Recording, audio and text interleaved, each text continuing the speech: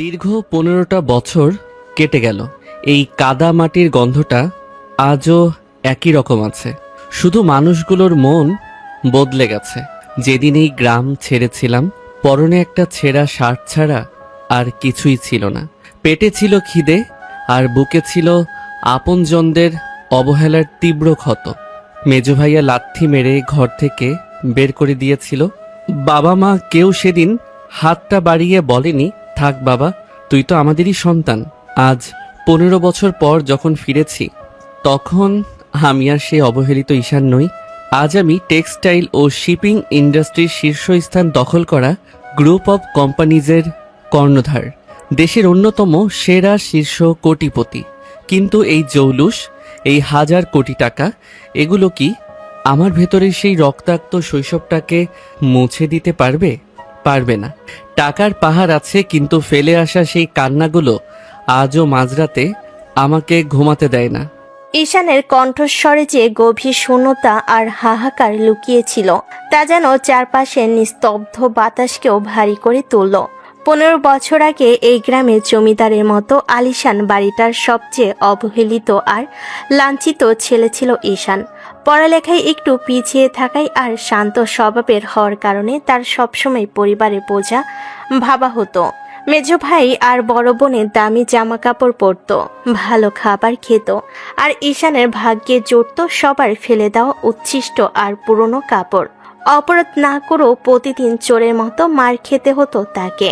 অবহেলা আর অপমানের শেষ সীমায় পৌঁছে যেদিন তাকে চুরির মিথ্যা অপবাদ দিয়ে বাড়ি থেকে ঘাড় ধাক্কা দিয়ে বের করে দেওয়া হয়েছিল, সেদিন এই ধুলোবালির পথেই অশ্রুসিক্ত চোখে হেঁটে গিয়ে টেনে উঠেছিল সে। আজ সে দেশের টপ বিলিনিয়ার, তার ইশারায় হাজার হাজার মানুষ চলে, কিন্তু নিজের গ্রামে নিজের জন্মভিটার সামনে দাঁড়িয়ে সে আজও সেই 15 বছর আগের ক্ষুধার্ত একাকী বালকটিকেই খুঁজে বেড়াচ্ছে। তার ভেতরে দুঃখটা কোনো দামি ব্যান্ডের গাড়ি বা ব্যাংক ব্যালেন্স দিয়ে ঢাকার মতো নয়। ঈশান ধীর পায়ে হেঁটে গ্রামের একটা পুরনো চায়ের দোকানে এসে দাঁড়ালো। সেখানে গ্রামের কিছু পুরনো চেনামুখ বসে আড্ডা দিচ্ছে।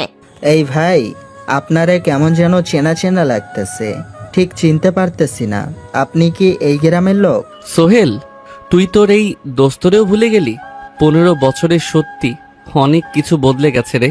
হ্যাঁ ঈশান, তুই? সত্যি তুই ঈশান? ওরে ভাই আমার, তুই কই হারাই গেছিলি? আমরা তো ভাবছিলাম তুই মরে গেছিস। তোর এই অবস্থা কেন? কাপড় চোপড় তো একদম সাধারণ। ঢাকা শহরে কি কিছুই করতে পারলি না রে বন্ধু? জীবন যুদ্ধটা সহজ ছিল না রে সোহেল, অনেক কষ্ট করে টিকে থাকতে হয়েছে। আজ শুধু শিকড়ের টানে ফিরে এলাম।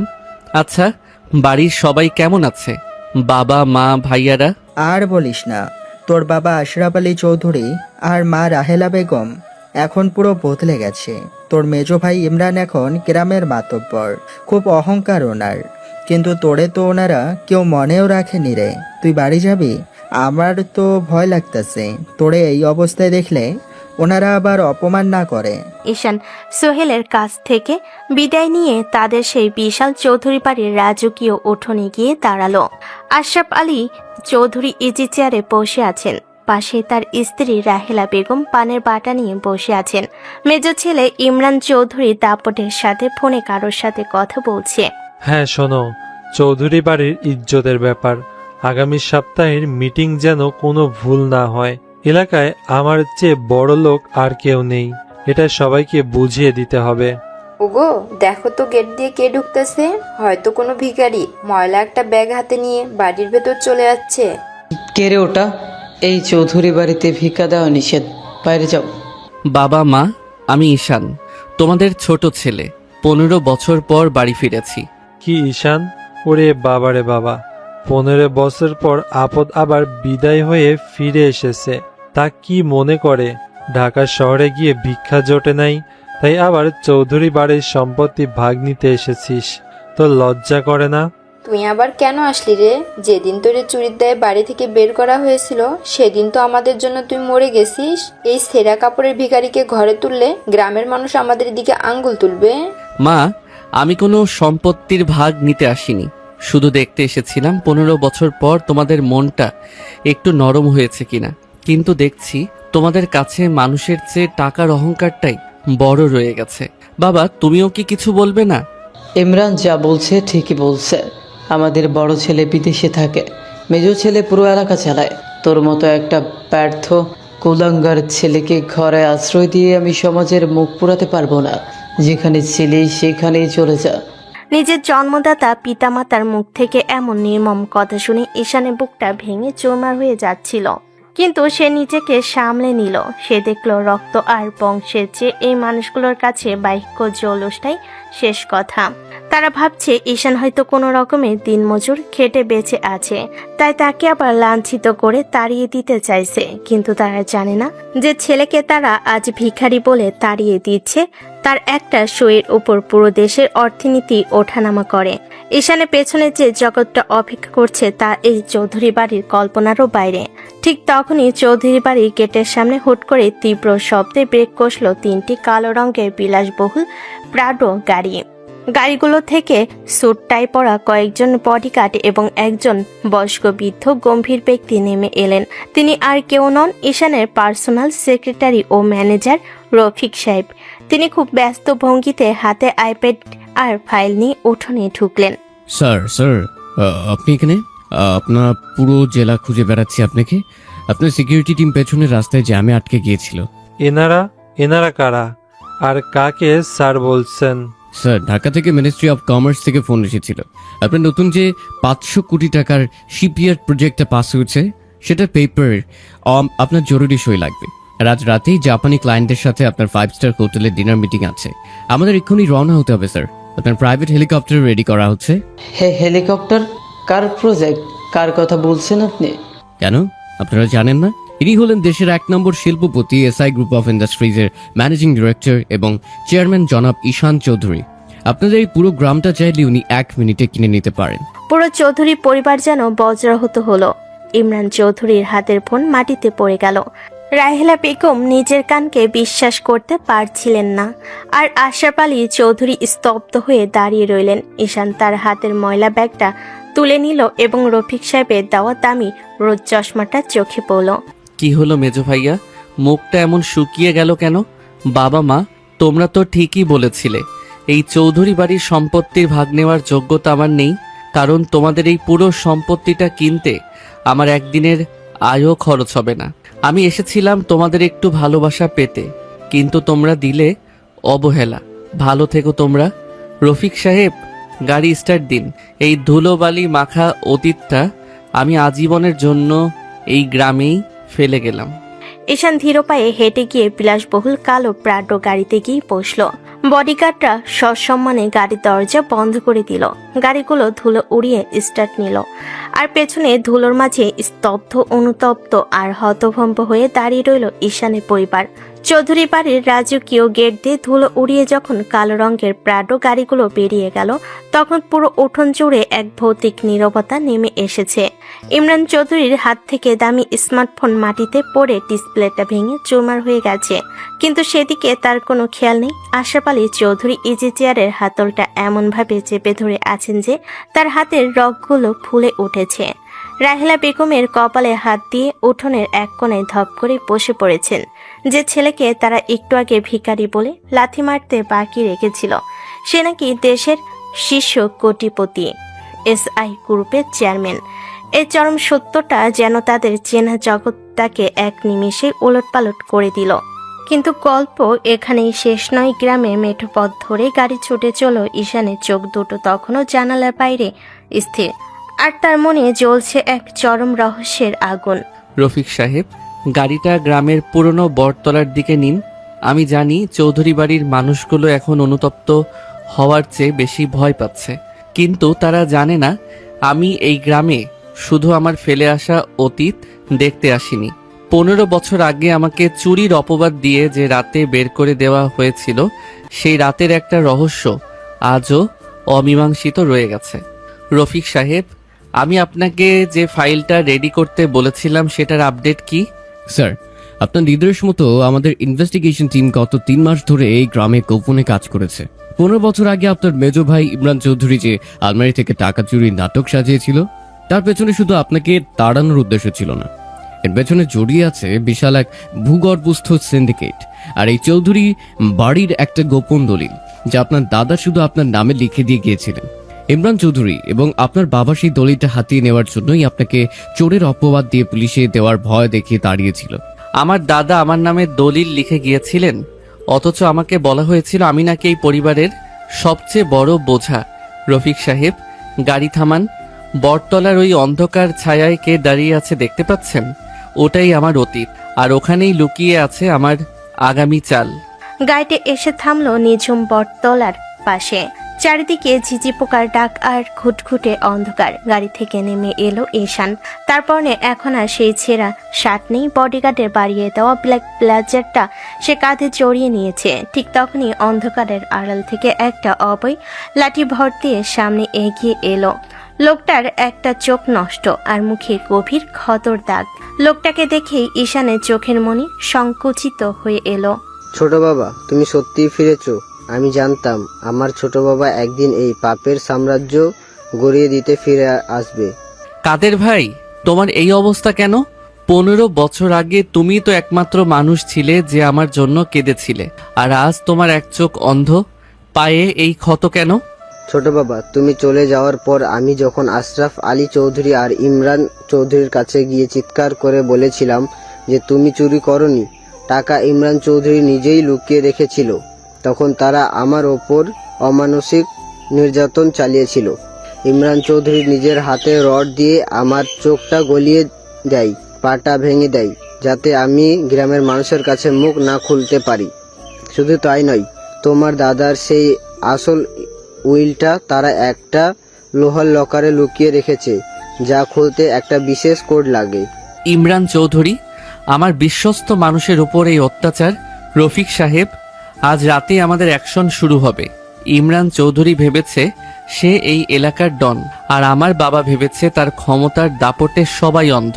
আমি তাদের এক রাতে ফকির বানাবো না, বরং তিলে তিলে তাদের সেই অহংকার চূর্ণ করব, যা দিয়ে তারা মানুষকে মানুষ মনে করত না। কাদের ভাই, তুমি আজ থেকে আমার সাথে থাকবে।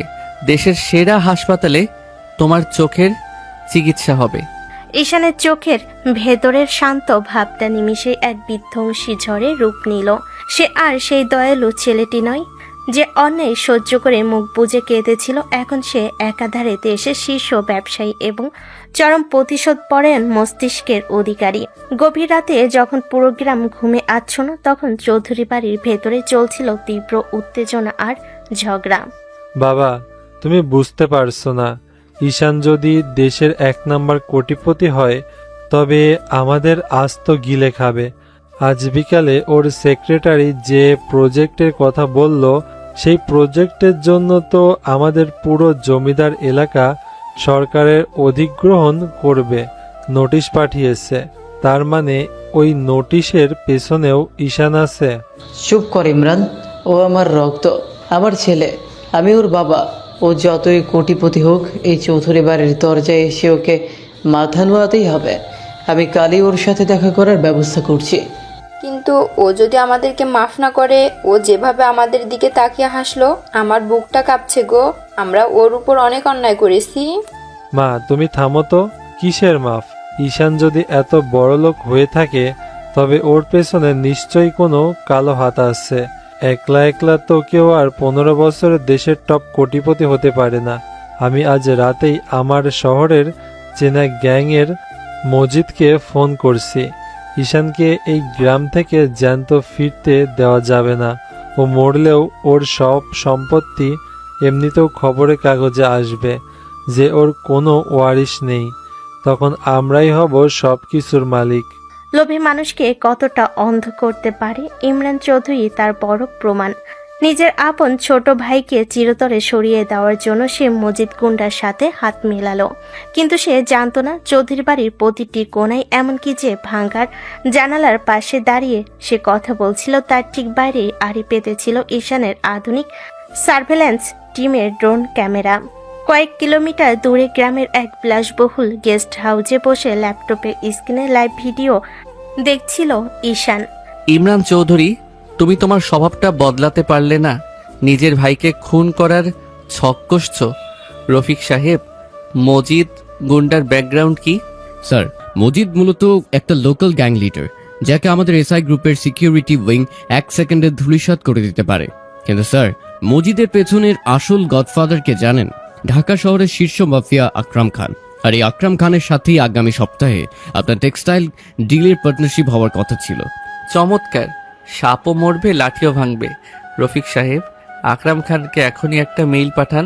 তাকে বলুন, যদি সে তার এসআই গ্রুপের সাথে 1000 কোটি টাকার ডিলটা বাঁচাতে চায়, তবে আজ রাতেই যেন মজিদ গুন্ডাকে একটা বিশেষ উপহার পাঠায়। আর ইমরান চৌধুরী যে টাকা দিয়ে মজিদকে হায়ার করেছে, সেই ব্যাংক অ্যাকাউন্টটা ফ্রিজ করে দিন। জি স্যার, এক্ষুনি ব্যবস্থা করছি। ইমরান চৌধুরী কাল সকালে ঘুম থেকে উঠে দেখবে তার কোনো ব্যাংক ব্যালেন্স অবশিষ্ট নেই। রাত 1টা। চৌধুরী বাড়ির পেছনে নির্জন বাজারে মজিদ গুন্ডা তার দলবল নিয়ে ওত পেতে বসেছিল। ইমরানের সিগন্যাল পেলেই তারা ঈশানের গেস্ট হাউসে হামলা চালাবে। ঠিক তখনই মজিদের ফোনে একটা কল এলো। ফোনটা স্ক্রিনে ভেসে উঠতেই মজিদের হাত পা কাঁপতে শুরু করলো। ওপাশ থেকে ভেসে এলো গম্ভীর এবং ভয়ঙ্কর কণ্ঠস্বর। মজিদ, তুই কি তোর জীবনটা ভিক্ষা চাস, নাকি আজ রাতেই তোর লাশ বুড়িগঙ্গায় ভাসিয়ে দেব? ভাই ভাই, কি ভুল হয়েছে আমার? আমি তো আপনার কথা মতোই চলি। তুই যে ঈশান চৌধুরীকে মারার সুপারি নিয়েছিস, উনি কি জানিস? ওনার এক ইশারায় আমার পুরো গ্যাং আর বিজনেস পুলিশ 1 মিনিটে মাটির সাথে মিশিয়ে দেবে। এখন আমি যা বলছি শোন, তুই ইমরান চৌধুরীকে গিয়ে ধরবি। ও তোকে যে টাকা দেওয়ার কথা বলেছে, তার ডাবল টাকা ওর কাছ থেকে আদায় করবি। আর ওকে এমন শিক্ষা দিবি যাতে ও আর কোনোদিন ঈশানের নাম মুখে নেওয়ার সাহস না পায়। যদি এই কাজে ভুল হয়, তবে তোর পুরো বংশ শেষ করে দেব। ফোনটা কেটে যেতেই মজিদ কুন্ডার কপাল দিয়ে ঘাম ঝরতে লাগলো। সে তার ছেলেদের দিকে তাকিয়ে থমথমে গলায় বলল, অ্যাকশন চেঞ্জ। মিশন এখন চৌধুরী বাড়ি। মাঝরাতে যখন পুরো চৌধুরী পরিবার ঘুমানোর প্রস্তুতি নিচ্ছিল, ঠিক তখনই ধরম করে ভেঙে পড়ল তাদের ড্রয়িং রুমের প্রধান দরজা। ভেতরে রামদা আর অস্ত্র হাতে ঢুকে পড়ল মজিদ ও তার দলবল। মজিদ ভাই, আপনারা এখানে কেন? আপনাদের তো যাওয়ার কথা ছিল ঈশানের গেস্ট হাউসে। সালার পুত, তুই আমাদের ফাঁদে ফেলতে চেয়েছিলিস? দেশের সবচেয়ে বড় স্যারের গায়ে হাত দেওয়ার সুপারিশ দিস আমাদের? তোর এত বড় সাহস? বের কর, তোর লকারে যত টাকা আছে আর সোনা আছে, সব বের কর। আর না দিলে আজ রাতেই তোকে কেটে টুকরো টুকরো করে নদীতে ভাসিয়ে দেবো। ওরে বাবা রে, ডাকাত পড়েছে, বাঁচাও, কেউ বাঁচাও। মজিদ, তুমি ভুল করছো। ইমরান তো তোমাকে টাকা দিয়েছে, আমাদের ছেড়ে দাও। ওসব টাকা ব্যাংক থেকে গায়েব হয়ে গেছে। ইমরান আমাদের ভুয়া অ্যাকাউন্ট দেখিয়েছে। তোদের জান বাঁচাতে হলে জলদি লকারের চাবি দে। আর ওই যে তোদের দালালি করা আসল দলিল, ওটাও বের কর। পুরো চৌধুরী বাড়ির ভেতরে তখন কান্নার রোল। যে ইমরান চৌধুরী বিকেলে অহংকার করছিল, সে এখন মজিদের পায়ের কাছে পড়ে প্রাণ ভিক্ষা চাইছে। ঠিক তখনই চৌধুরী বাড়ির উঠোন এসে থামলো একটা চেনা জিপ গাড়ি। গাড়ি থেকে ধীর পায়ে নেমে এলো ঈশান চৌধুরী। তার পেছনে সারি সারি পুলিশ অফিসার এবং এসআই গ্রুপের ব্ল্যাক ক্যাট সিকিউরিটি কমান্ডারেরা। দরজার সামনে এসে দাঁড়াতেই পুলিশ অফিসাররা মজিদ আর তার দলবলকে চারদিক থেকে ঘিরে ফেল। হ্যান্ডস আপ, সবাই অস্ত্র ফেলে দাও। কি হলো মেজো ভাইয়া, মধ্যরাতের নাটকটা কেমন জমলো? মজিদ ভাই, আপনাকে ধন্যবাদ সময় মতো কাজটা করার জন্য। ঈশান ভাই আমার, আমাকে বাঁচা, এরা আমাদের মেরে ফেলবে। আমি ভুল করেছি ভাই, আমাকে মাফ করে দে। মাফ? ইমরান চৌধুরী, 15 বছর আগে যখন আমি তোমার পা জড়িয়ে ধরে বলেছিলাম ভাইয়া আমি চুরি করিনি, আমাকে বাড়ি থেকে বের করে দিও না, তখন তোমার মন গলেনি? যখন কাদের ভাইয়ের চোখটা তুমি নিজের হাতে গলিয়ে দিয়েছিলে, তখন তোমার দয়া হয়নি। আজ নিজের জীবন বাঁচাতে ভাইয়ের পা ধরছ। রফিক সাহেব, লকারটা ভাঙুন এবং আমার দাদার আসল দলিলটা বের করুন। আর মজিদ সহ এই ইমরান চৌধুরীকে পুলিশের হাতে তুলে দিন, চুরির দায়ে নয়, কাদের ভাইয়ের চোখ নষ্ট করা এবং খুনের চেষ্টা করার অপরাধে। পুলিশ যখন ইমরান চৌধুরীকে হাত করা পড়াচ্ছিল, তখন আশরাফ আলী চৌধুরী আর রাহেলা বেগম ঈশানের সামনে এসে হাত জোড় করে দাঁড়ালেন। তাদের চোখে এখন শুধু অপরাধবোধ আর তীব্র আতঙ্ক। যে ছেলেকে তারা তাড়িয়ে দিয়েছিল আজ সেই তাদের জীবন বাঁচালো, আবার সেই তাদের সাজানো অহংকারের প্রাসাদ এক রাতে গুড়িয়ে দিল। কিন্তু ঈশানের রহস্যময় চাহনি বলছিল খেলা মাত্র শুরু হয়েছে। চৌধুরী পরিবারের আসল পতন এবং দাদার দলিলের ভেতরের আসল সত্যটা এখনো বাকি। মাঝরাতে নিস্তব্ধতা ভেঙে যখন পুলিশের সাইরেনের আওয়াজ চৌধুরী বাড়ির উঠোন থেকে ধীরে ধীরে দূরে মিলিয়ে গেল, তখন পুরো বাড়িটা যেন একটা জীবন্ত কবরস্থানে পরিণত হলো। ইমরান চৌধুরীকে যখন পুলিশ ভ্যানে তোলা হচ্ছিল, সে এক নজর ঈশানের দিকে তাকিয়েছিল। সেই চোখে অনুতাপ ছিল না, ছিল চরম হিংসা আর প্রতিশোধের আগুন। ঘরে এক কোণে লোহা কাটার আধুনিক যন্ত্র দিয়ে রফিক সাহেবের লোকজনেরা তখন ভারী লকারটা কাটার চেষ্টা করছে। তীব্র স্ফুলিঙ্গ ছিটকে পড়ছে চারিদিকে। আশরাফ আলী চৌধুরী এবং রাহেলা বেগম সোফার এক পাশে জড়সড় হয়ে বসে আছেন। তারা নিজের সন্তানকে চিনতে পারছেন না। এই ঈশান শান্ত মায়াবী কোনো ছেলে নয়, তার প্রতিটি পদক্ষেপ যেন দাবা খেলার জালের মতো মাপা। লকারটা কাটার শেষ শব্দ হতেই রফিক সাহেব ভেতর থেকে একটা পুরনো চামড়ার ফাইল এবং একটি অদ্ভুত দেখতে ছোট্ট মেটালিক বক্স বের করে আনলেন। স্যার, লকার খোলা হয়েছে। এই যে আপনার দাদার আসল উইল বা দলিল। কিন্তু স্যার, এই ফাইলের নিচে একটা ডায়েরি আর এই লকড মেটালিক বক্সটা পাওয়া গেছে। এটা কিসের বক্স আমরা এখনো বুঝতে পারছি না স্যার। রফিক সাহেব, দলিলটা আসল, কিন্তু এই উইলের শেষ পাতায় আমার দাদার সইয়ের পাশে আরেকটা সই আছে, যা লাল কালিতে হয়। আর এই ডায়েরিটা তো আমার দাদার হাতে লেখা নয়। বাবা, এই ডায়েরিটা কার? আর এই মেটালিক বক্সের চাবি কোথায়? আমি কিছু জানি না ঈশান। তোর দাদা মারা যাওয়ার আগের রাতে ইমরান আর আমি শুধু এই লকারটা বন্ধ দেখেছিলাম। এই বক্সের ব্যাপারে আমরা সত্যিই কিছু জানি না। দোহাই তোর, আমাদের আর পালিয়ে দিস না। মিথ্যা বলছো বাবা। তোমরা যদি নাই জানতে, তবে এই বক্সে আমার মায়ের নাম রাহেলা কেন খোদাই করা? মা, তুমি বলো, এই রহস্যটা কি? 15 বছর ধরে তোমরা আমার উপর যে ঘৃণা দেখিয়েছো, তার পেছনে কি শুধু আমি পড়াশোনায় খারাপ ছিলাম সেটাই কারণ, নাকি এর পেছনে আরো বড় কোনো অন্ধকার সত্যি লুকিয়ে আছে? ঈশানের প্রশ্নের মুখে রাহেলা বেগম হঠাৎ করেই কেমন যেন পাথর হয়ে গেলেন। তার মুখ থেকে সমস্ত রক্ত চুষে নিয়েছে কেউ। তিনি কাঁপতে কাঁপতে নিজের আঁচলটা কামড়ে ধরলেন, কিন্তু একটা শব্দ তার মুখ থেকে বের হলো না। ঠিক তখনই গেস্ট হাউসের বাইরে থেকে তীব্র গতিতে একটা মোটরসাইকেল এসে থামার শব্দ হলো। বডিগার্ডরা তৎক্ষণাৎ পজিশন নিল। ভেতরে হন্তদন্ত হয়ে ঢুকে পড়ল ঈশানের সিকিউরিটি উইং এর প্রধান সাজ্জাদ। তার হাতে একটা জরুরি ডিক্রিপশন রিপোর্ট। স্যার, এক চরম বিপদ হয়েছে। আমরা ঢাকা থেকে খবর পেয়েছি মাফিয়া আকরাম খান আধ ঘন্টা আগে তার নিজের ডেরায় খুন হয়েছেন। আর ওনাকে খুন করার ঠিক 2 মিনিট আগে ওনার ফোন থেকে এই গ্রামের একটা সচল নাম্বারে কল এসেছিল। কি, আকরাম খান খুন হয়েছেন? উনি তো আমার বিজনেস পার্টনার হতে যাচ্ছিলেন। ওনাকে মারার সাহস কার হলো? আর ওনার ফোন থেকে এই গ্রামে কার কাছে কল এসেছিল? নাম্বারটা কার? স্যার, নাম্বারটা ট্রেস করে দেখা গেছে ওটা এই চৌধুরী বাড়িরই কোনো একজন সচল সিম কার্ডের নাম্বার, যা বর্তমানে এই ঘরের ভেতরেই কোথাও যেন আছে। সাজ্জাদের এই একটা কথায় ঘরের ভেতরে তাপমাত্রা যেন এক নিমিষেই হিমাঙ্কে নেমে এলো। প্রত্যেকের দিকে সন্দেহের চোখে তাকাতে লাগলো। ইমরান তো পুলিশের হেফাজতে, মজিদ গুন্ডাও জেলে। তাহলে এই ঘরের ভেতরে আর কে আছে যে ঢাকা শহরের এত বড় মাফিয়াকে নিয়ন্ত্রণ করছিল এবং যার এক ইশারায় আকরাম খানকে দুনিয়া থেকে সরিয়ে দেওয়া হলো? ঈশানের চোখ দুটো এবার ঘুরতে লাগলো আশরাফ আলী চৌধুরী আর রাহেলা বেগমের মুখের ওপর। কিন্তু ঠিক তখনই সেই মেটালিক বক্সের ভেতর থেকে একটা মৃদু পিপ পিপ শব্দ শুরু হতে করলো। বক্সের গায়ে থাকা একটা ছোট্ট ডিজিটাল স্ক্রিনে জ্বলে উঠল, যেখানে টাইম কাউন্টডাউন শুরু হয়েছে 29, 28, 27। স্যার, এটা তো কোনো সাধারণ বক্স নয়। এটা একটা রিমোটলি অ্যাক্টিভেটেড টাইম বোম। কেউ একজন দূর থেকে সিগন্যাল পাঠিয়ে এই বক্সের টাইমার অন করে দিয়েছে। আমাদের এক্ষুনি বাড়ি থেকে বের হতে হবে স্যার। কেউ আমাদের এখান থেকে জ্যান্ত বের হতে দিতে চায় না। রফিক সাহেব, বাবা মাকে টেনে গাড়িতে তুলুন। সাজ্জাদ, ডায়েরি আর ফাইলটা নাও, জলদি। পুরো বাড়ি জুড়ে আতঙ্ক আর চিৎকারে রোল উঠল। বডিগার্ডরা আশরাফ আলী আর রাহেলা বেগমকে টেনে হিসেবে উঠোনের দিকে নিয়ে গেল।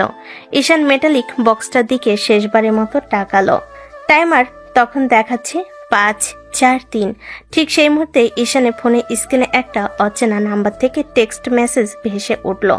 মেসেজে লেখা, স্বাগতম ছোট ভাই, 15 বছর পর শিয়ালদহের বাগখাঁচায় ঢুকেছে।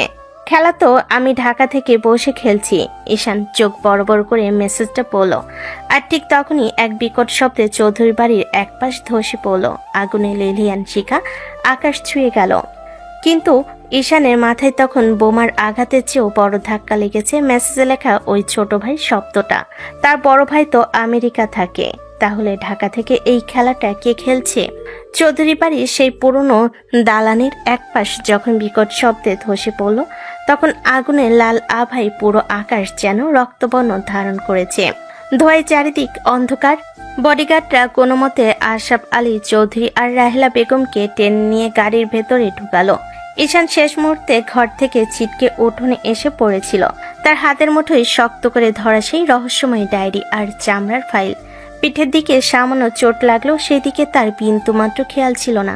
তার চোখের সামনে জ্বলছে তার চেনা শৈশবের শেষ চিহ্নটুকু, কিন্তু আগুনের সেই উপত্যকাকেও হার মানাচ্ছিল তার ফোনে স্ক্রিনে ভেসে থাকা সেই মেসেজটা। স্বাগতম ছোট ভাই, 15 বছর পর শিয়ালদহের বাগখাঁচায় ঢুকেছে। খেলা তো আমি ঢাকা থেকে বসে খেলছি। ঈশান স্তব্ধ হয়ে দাঁড়িয়ে রইল। তার বড় ভাই রেদওয়ান চৌধুরী তো গত 7 বছর ধরে আমেরিকার টেক্সাসে স্থায়ী। তাহলে ঢাকা থেকে কে তাকে ছোট ভাই বলে মেসেজ পাঠালো? আর কেনই বা সে দাদা জানে পুরনো লকারে বোম সেট করে পুরো পরিবারকে উড়িয়ে দিতে চাইল? রফিক সাহেব, বাবা মাকে সুরক্ষিত কোনো জায়গায় নিয়ে যান। সাজ্জাদ, আমাদের ব্ল্যাক ক্যাট সিকিউরিটিকে অ্যালার্ট করো। এই হামলা কোনো সাধারণ লোকাল গুন্ডাদের কাজ নয়। যে ব্যাকগ্রাউন্ড থেকে এই নিখুঁত টাইমিংয়ে বোম ব্লাস্ট করা হয়েছে, তার পেছনে অত্যন্ত পেশাদার কোনো হিট স্কোয়াড কাজ করছে। আর সবচেয়ে বড় কথা, আমার বড় ভাই রেদওয়ানের কারেন্ট লোকেশন এখনই ট্র্যাক করো। ও সত্যি আমেরিকায় আছে নাকি অন্য কোথাও? স্যার, আমি অলরেডি আমাদের সাইবার উইংয়ের ওনার পাসপোর্ট আর ট্রাভেল হিস্ট্রি চেক করতে বলেছি। কিন্তু স্যার, এই মুহূর্তে আমাদের এইখানে একদম থাকা নিরাপদ নয়। পুলিশের বড় দল আসার আগেই আমাদের এই জায়গা ছাড়তে হবে, কারণ ধোয়ার আড়াল থেকে আমার মনে হচ্ছে কেউ আমাদের ওপর নজর রাখছে। নজর যারা রাখছে তারা স্বীকার করার জন্যই রাখছে সাজ্জাদ, কিন্তু তারা জানে না ঈশান চৌধুরীকে খাঁচায় বন্দি করা অত সহজ নয়। গাড়ি স্টার্ট দাও, আমরা আমাদের সিক্রেট সেফ হাউসের দিকে যাব। আজ রাতেই এই ডায়েরি রহস্য আমাকে ভেদ করতে হবে। 3টি কালো প্রাডো গাড়ি অত্যন্ত দ্রুত গতিতে গ্রামের ভাঙ্গা মেঠো পথ ছেড়ে মেন হাইওয়ের দিকে ছুটে চলল। পেছনে গাড়িতে আশরাফ আলী আর রাহেলা বেগম তখনও আতঙ্কে কাঁপছেন। ঈশান মাঝের গাড়িতে বসে ডায়েরির পাতাগুলো উল্টাতে লাগলো। ডায়েরির প্রথম কয়েকটা পাতা ছেঁড়া, কিন্তু মাঝের পাতাগুলোতে নিখুঁত ইংরেজি হরফে কিছু হিসাব আর কোড ল্যাঙ্গুয়েজ লেখা। হুট করে ঈশানের চোখ আটকে গেল একটা চেনা নামের উপর। নামটা আর কারণ নয়, স্বরাষ্ট্র মন্ত্রণালয়ের সাবেক এক শীর্ষ কর্মকর্তার, যিনি বছর 5 আগে এক রহস্যময় সড়ক দুর্ঘটনায় মারা গিয়েছিলেন। তার নামের পাশে লেখা রয়েছে পেইড 50 মিলিয়ন। ঈশান বুঝতে পারল এই চৌধুরী পরিবারের ওপর গ্রামীণ জমিদার হলেও এর ভেতরে লুকিয়েছিল আন্তর্জাতিক কোনো চোরাচালান বা বড় কোনো অপরাধ চক্রের গোপন লেনদেনের ইতিহাস। আর ঠিক তখনই হাইওয়ের একেবারে নির্জন অন্ধকার অংশে এসে পৌঁছাতেই চারপাশের পরিবেশ থমথমে হয়ে উঠল। গভীর রাত, কুয়াশা আর অন্ধকারের মাঝেই হুট করে ঈশানের গাড়ির ড্রাইভার চিৎকার করে ব্রেক কষল। স্যার, সামনে রাস্তা ব্লক। ওইটা কি ওটা?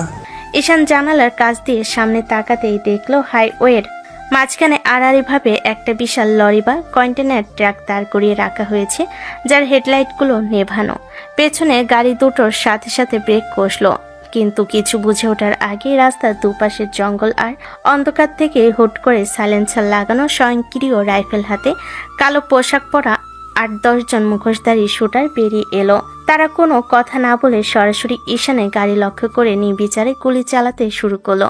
গুলির তীব্র শব্দে রাতের নিস্তব্ধতা ভেঙে খান খান হয়ে গেল। বুলেটগুলো এসে গাড়ির বুলেট প্রুফ কাছে লেগে ছিটকে পড়তে লাগলো, কিন্তু হামলাকারীদের কাছে যে ভারী অস্ত্র ছিল তা দিয়ে অনবরত গুলি করার ফলে কাজগুলোতে চিত ধরতে শুরু করলো। স্যার, ওরা আর্মার পিয়ার্সিং বুলেট ব্যবহার করেছে। বুলেট প্রুফ কাজ বেশিক্ষণ টিকে না। পজিশন নিন স্যার, নিচে ঝুঁকে পড়ুন। রফিক সাহেবকে বলো পেছনের গাড়ি ব্যাক করে বাবা মাকে নিয়ে পালাতো সাজ্জাদ। পাল্টা গুলি চালাও। আমাদের বডিগার্ডদের বলো কাউন্টার অ্যাটাক করতে। ওদের একজনকে অন্তত জ্যান্ত চাই। ঈশানের বডিগার্ডরা অত্যন্ত চটজলদি গাড়ি থেকে নেমে দরজার আড়াল নিয়ে পাল্টা গুলি চালাতে শুরু করলো। হাইওয়ের মাঝখানে যেন একটা মিনি যুদ্ধক্ষেত্র তৈরি হয়ে গেল। চারিদিকে বুলেটের শীষ কাটার শব্দ, কাঁচ ভাঙ্গার আওয়াজ আর বারুদের গন্ধ। হামলাকারীরা অত্যন্ত সুপ্রশিক্ষিত। তাদের এক একটা মুভমেন্ট বলছিল তারা নিখুঁত আর্মি ট্রেনিং প্রাপ্ত। ঈশান গাড়ির সিটের নিচে ডায়েরিটা লুকিয়ে রেখে নিজের পকেট থেকে একটা ছোট্ট 9mm পিস্তল বের করলো। সে শুধু এসি রুমে বসে ব্যবসা করা কোটিপতি নয়, নিজের সাম্রাজ্য গড়তে গিয়ে তাকে অনেক অন্ধকার পথ পাড়ি দিতে হয়েছে। অস্ত্র চালানো সে খুব ভালো করে জানে। ঠিক তখনই একটা বুলেট ঈশানের গাড়ির ডান পাশের কাঁচ পুরো ভেঙে ভেতরে ঢুকে গেল। ড্রাইভারের কাঁধে গুলি লাগে, সে স্টিয়ারিং এর উপর পড়ে গেল। Sir, driver hit. আমাদের গাড়ি মুভ করার কোনো সুযোগ নেই। ওরা ডান দিক থেকে ঘিরে ধরেছে। ভয় পেলে চলবে না সাজ্জাদ, কাজ ভাঙো, আমি কভার দিচ্ছি, তুমি লেফট সাইড ক্লিয়ার করো। ঈশান এক ঝটকায় গাড়ির দরজা সামান্য খুলে বাইরের দিকে লক্ষ্য করে পরপর 3টে শট করলো। তার নিখুঁত নিশানায় একজন মুখোশধারী শুটারের বুকে গুলি খেয়ে মাটিতে লুটিয়ে পড়ল। কিন্তু অপর দিক থেকে আসে একটা গ্রেনেড হুট করে ঈশানের গাড়ির ঠিক নিচে এসে পড়ল। স্পাইকিং লাইট দেখে সাজ্জাদ চিৎকার দিয়ে উঠল। Sir, grenade! জাম্প করুন স্যার। ঈশান আর সাজ্জাদ একসাথে গাড়ির বাম দিকে দরজা দিয়ে পিচঢালা রাস্তায় ড্রাইভ দিল। ঠিক পরের সেকেন্ডে এক বিকট বিস্ফোরণে ঈশানের কোটি টাকার প্রাডো গাড়িটি আগুনে দাউ দাউ করে জ্বলে উঠল। বিস্ফোরণের ধাক্কায় ঈশান রাস্তা থেকে ছিটকে পাশের খাদে গিয়ে পড়ল। তার মাথাটা একটা পাথরের সাথে বাড়ি খেল। চোখের সামনে সবকিছু ঝাপসা হয়ে আসতে লাগলো। কপাল বেয়ে গরম রক্ত নেমে আসছে। সে আবছা আলোয় দেখলো দুজন কালো পোশাকধারী শুটার খাদের দিকে নেমে আসছে তার লাশ নিশ্চিত করার জন্য। ঈশান তার হাত নাড়ানোর চেষ্টা করলো, কিন্তু পিস্তলটা হাত থেকে ছিটকে অনেক দূরে পড়ে গেছে। তার মনে হলো আজ কি তবে তার শেষ দিন। ঠিক তখনই অন্ধকারে বুক চিরে তীব্র গতিতে আরো 4টি অপরিচিত কালো এসইউভি গাড়ি হর্ন বাজাতে এসে হাজির হলো। সেই গাড়িগুলো থেকে ভারী অস্ত্রধারী একদল নতুন লোক নেমে হামলাকারীদের উপর পেছন থেকে আক্রমণ করলো। আচমকা এই নতুন দলের আগমনে মুখোশধারী শুটাররা ভড়কে গেল। তাদের কয়েকজন মারা পড়ল, আর বাকিরা লরি পেছনে রাখা নিজেদের গাড়িতে উঠে দ্রুত পালিয়ে গেল। সরি স্যার, আপনি ঠিক আছেন? আমরা হেডকোয়ার্টার থেকে ব্যাকআপ নিয়ে আসতে আসতে একটু দেরি হয়ে গেল। স্যার, চোখ খুলুন। সাজ্জাদ কোথায়? আর ডায়েরিটা? গাড়ি থেকে ডায়েরিটা বের করা হয়েছে? স্যার, সাজ্জাদ ভাই পায়ে আঘাত পেয়েছেন, তবে উনি বেঁচে আছেন আর ডায়েরিটা সুরক্ষিত আছে। বিস্ফোরণের আগে ওটা ওনার হাতে ছিল। স্যার, আপনাকে এখনই আমাদের ক্যাপিটাল হসপিটালে নিয়ে যেতে হবে। আপনার কপাল থেকে অনেক রক্ত পড়ছে। না, কোনো হসপিটাল নয়, আমাকে প্রাইভেট ক্লিনিকে নিয়ে চলো, যেখানে কেউ আমার খোঁজ পাবে না। আর রবিন, যে শুটারটা আমার গুলিতে মারা গেছে, ওর পকেট চেক করো। ওর ট্যাটু বা কোনো আইডি কার্ড আছে কিনা দেখো। আমাকে জানতেই হবে এই নিখুঁত হামলার মাস্টার মাইন্ড কে। রবিন দ্রুত ঈশানের নির্দেশ পালন করলো। মৃত শুটারের শার্টের কলার টানতে তার ঘাড়ের কাছে একটা বিশেষ নীল রঙের ঈগল পাখির ট্যাটু দেখা গেল। সেটা দেখা মাত্র রবিনের মুখ শুকিয়ে গেল। সে ঈশানের কানে কাছে এসে ফিসফিস করে বলল, স্যার, এরা লোকাল কেউ নয়, এরা black eagle international mercenary group. এদের হায়ার করতে হলে কোটি কোটি ডলার লাগে, আর এদের মূলত ব্যবহার করে ড্রাগ লর্ড আর বড় বড় মাফিয়ারা। ঈশান গাড়ির সিটে হেলান দিয়ে বসলো। বডিগার্ডরা তার কপালে ব্যান্ডেজ বেঁধে দিচ্ছিল। ব্যথায় তার চোখ বন্ধ হয়ে আসছিল, কিন্তু তার মস্তিষ্ক সচল।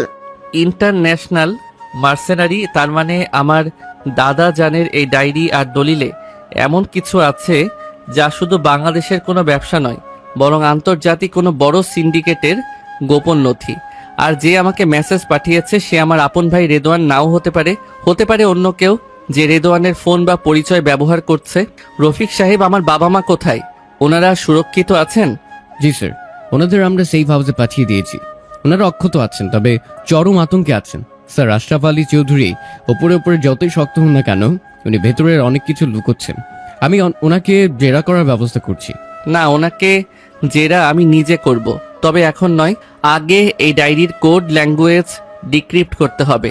রফিক সাহেব, আগামীকাল সকালের মধ্যে দেশের সেরা হ্যাকার আর ক্রিপ্টোগ্রাফারদের আমার সেভ হাউসে ডাকুন। আর একটা কথা, কাল সকালের খবরের কাগজে যেন আমার এই হামলার খবর এক লাইনও না আসে। দুনিয়া জানুক ঈশান চৌধুরী নিখোঁজ বা মারা গেছে। শিয়ালদহের বাঘ যদি খাঁচায় ঢুকে থাকে, তবে বাঘ এবার মরণ কামড় দেবে। গাড়িগুলো ধীর গতিতে ঢাকার উদ্দেশ্যে রওনা হলো। ভোরের আলো ফুটতে আর মাত্র কয়েক ঘন্টা বাকি, কিন্তু ঈশানের জীবনের উপর যে রহস্যের মেঘ জমেছে তা তো এই ভোরের আলোতেও কাটা নয়। একদিকে নিজের পরিবারের নির্মম অতীত, অন্যদিকে আন্তর্জাতিক খুনিদের তারা। সব মিলিয়ে ঈশান চৌধুরী এখন এক অন্তহীন চক্রে বন্দী। ডায়েরির ভেতরে সেই কালো কালির সইকার আর কে? এই অদৃশ্য বড় ভাই, যে ঢাকা থেকে বসে এই মৃত্যুর খেলা নিয়ন্ত্রণ করছে। হাইওয়ের উপর চলতে থাকা প্রাডো গাড়ির আগুনে লেলিহান শিখা চারপাশের অন্ধকারকে গ্রাস করে নিচ্ছিল। পিচঢালার রাস্তার উপর তখনও বুলেটের খোসা ছিটকে পড়ছে। International mercenary group black eagle এর শুটাররা যখন খাদের দিকে নেমে আসছিল, ঠিক তখনই ঈশানের ভেতরের ঘুমন্ত সিংহটা যেন জেগে উঠল। কপাল বেয়ে নামা তপ্ত রক্ত তার চোখ মুখকে আরো ভয়ঙ্কর করে তুলেছে। ছিটকে পড়া পিস্তলটা কুড়িয়ে নেওয়ার মতো সময় ছিল না। একদম তামিল সিনেমার অ্যাকশন হিরোদের মতো এক ঝটকায় মাটির উপর রোল খেয়ে সোজা দাঁড়িয়ে গেল ঈশান। তার চোয়াল শক্ত, চোখে এক অদ্ভুত হিংস্র ও মারকুটে ভাব। তোরা ভেবেছিস ঈশান চৌধুরী শুধু এসি রুমে বসে বিজনেস করতে জানে? তোদের মতো কুত্তা দিয়ে শিকার করার দিন শেষ। আর কার কত বড় কলিজা দেখি। প্রথম শুটারটা রামদা উঁচিয়ে ঈশানের দিকে তেড়ে আসতেই ঈশান এক চুল পরিমাণ জায়গা সরে গিয়ে ডজ করলো। পরক্ষণে শুটারের কবজিতে এক মারাত্মক মোচড় দিয়ে হাত থেকে অস্ত্রটা কেড়ে নিল। একটা তীব্র ঘূর্ণি লাথি বা স্পিকিং ব্যাককিক গিয়ে লাগলো শুটারের বুকে। লোকটা ছিটকে গিয়ে মেন রোডের ব্যারিকেডে আছাড় খেল। ঠিক তখনই অন্য দুজন শুটার স্বয়ংক্রিয় রাইফেল তাক করতে ঈশান মাটিতে স্লাইড করে গিয়ে একজনের পায়ের গোড়ালিতে লাঠি মেয়ে ভারসাম্যহীন করে দিল। চোখের পলকে শুটারের শার্টের কলার ধরে তাকে হিউম্যান শিল্ড বা মানব বর্ম বানিয়ে অন্য শুটারের বুলেটের সামনে দাঁড় করিয়ে দিল। নিজের দলের গুলিতেই প্রথম শুটারটা ঝাঁঝা হয়ে গেল। ঈশান একটুও সময় নষ্ট না করে মৃত শুটারের হাত থেকে ভারী রাইফেলটা নিয়ে এক হাতে অনবরত ট্রিগার চেপে ধরল।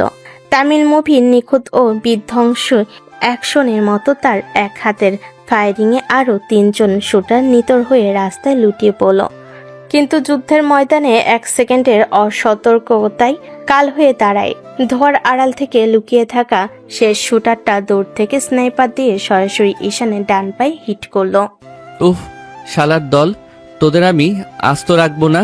পায়ে গুলি লাগার তীব্র যন্ত্রণাতেও ঈশান দমে গেল না। সে এক পায়ে ভর দিয়ে ড্রাইভ মেরে শেষ শুটারটার ঘাড়ের ওপর গিয়ে পড়ল। 2 হাতের প্রচণ্ড শক্তিতে শুটারের মাথাটা রাস্তার পিচের সাথে আছাড় মারল সে। কিন্তু অতিরিক্ত রক্তক্ষরণ আর মাথার আগের আঘাতটার কারণে ঈশানের চারপাশটা এবার সত্যি ঘুরতে শুরু করলো। ঠিক তখনই দূর থেকে আরেকটি অপরিচিত ব্যাকআপ দলের গাড়ি আসার তীব্র হর্ন শোনা গেল। ঈশান ভাবল এরাও হয়তো শত্রুপক্ষ। সে নিজের শরীরটাকে আর ধরে রাখতে পারল না। খাদের কিনারে পা পিছলে সে ছিটকে গিয়ে অনেক নিচে মেন রাস্তার একেবারে পাশের এক ঘন ঝোপঝাড়ে গিয়ে আছাড় খেয়ে পড়ল। মাথার একটা পাথর লেগে এবার তীব্রভাবে ফেটে গেল। চোখের সামনে সমস্ত আলো নিভে গেল ঈশানের। সে সম্পূর্ণ অজ্ঞান হয়ে নিথর নিস্তব্ধ অবস্থায় রাস্তার পাশে পড়ে রইল। রাত কেটে তখন ভোরের মৃত আলো ফুটতে শুরু করেছে। হাইওয়ে সেই যুদ্ধক্ষেত্রে ঠিক কয়েক কিলোমিটার দূরে তখন একটা লাল রঙের বিলাসবহুল সেডান গাড়ি আপন গতিতে ছুটে চলছিল। গাড়ির স্টিয়ারিং এ ছিল তুলি, আর পেছনের সিটে বসে উচ্চস্বরে গান গাইছিল তার 2 কলেজ বান্ধবী রিমি আর নিশা। তারা সবাই মিলে উইকেন্ডে একটা লং ড্রাইভে যাচ্ছিল। বড় স্নিগ্ধ বাতাসে গান গাইতে গাইতে হঠাৎ করে তুলির চোখ গেল রাস্তার পাশের ঘন ঝোপটার দিকে। কুয়াশার মাঝেই সে দেখল একটা রক্তাক্ত মানুষের হাত রাস্তার দিকে ঝুলে আছে। এই রিমি, নিশা, গানটা একটু থামাতো। ওই দেখ, রাস্তার পাশে মনে হয় কেউ অ্যাক্সিডেন্ট করে পড়ে আছে, পুরো রক্তে ভেসে যাচ্ছে জায়গাটা। ওরে বাবা তুলি, গাড়ি থামাস না, এই ভোরবেলা হাইওয়ের পাশে গুন্ডা মাস্তান বা ডাকাতও থাকতে পারে। চল এখন এখান থেকে পালাই। হ্যাঁ তুলি, রিমির কথাই তো ঠিক। এসব ঝামেলার মধ্যে আমরা মেয়েরা কেন জড়াতে যাব? পুলিশ কেস হয়ে যাবে। তোরা পাগল হয়েছিস? একটা মানুষ মারা যাচ্ছে আর আমরা এভাবে চলে যাব? আমার মনটা কেমন যেন করছে। লোকটার অবস্থা খুবই খারাপ। আমি নামছি। তুলি বান্ধবীদের বারণ না শুনে গাড়ি ব্রেক কষে থামালো। সে ধীর পায়ে ঝোপের কাছে এগিয়ে যেতে তার বুকটা কেঁপে উঠল। এক সুটাম দেহের সুদর্শন পুরুষ, যার পুরো শরীর দামি ব্লেজারে ঢাকা থাকলেও কপাল, পিঠ আর পা বেয়ে রক্ত ঝরছে। লোকটার শ্বাস প্রশ্বাস খুব ক্ষীণ। তুলির মনে এক তীব্র দয়ামায়ের উদ্বেগ হলো। সে রিমি আর নিশাকে জোর করে ডেকে এনে ঈশানের ভারী শরীরটা কোনো মতে ধরাধরি করে গাড়ির পিছনে ছিটে তুলল।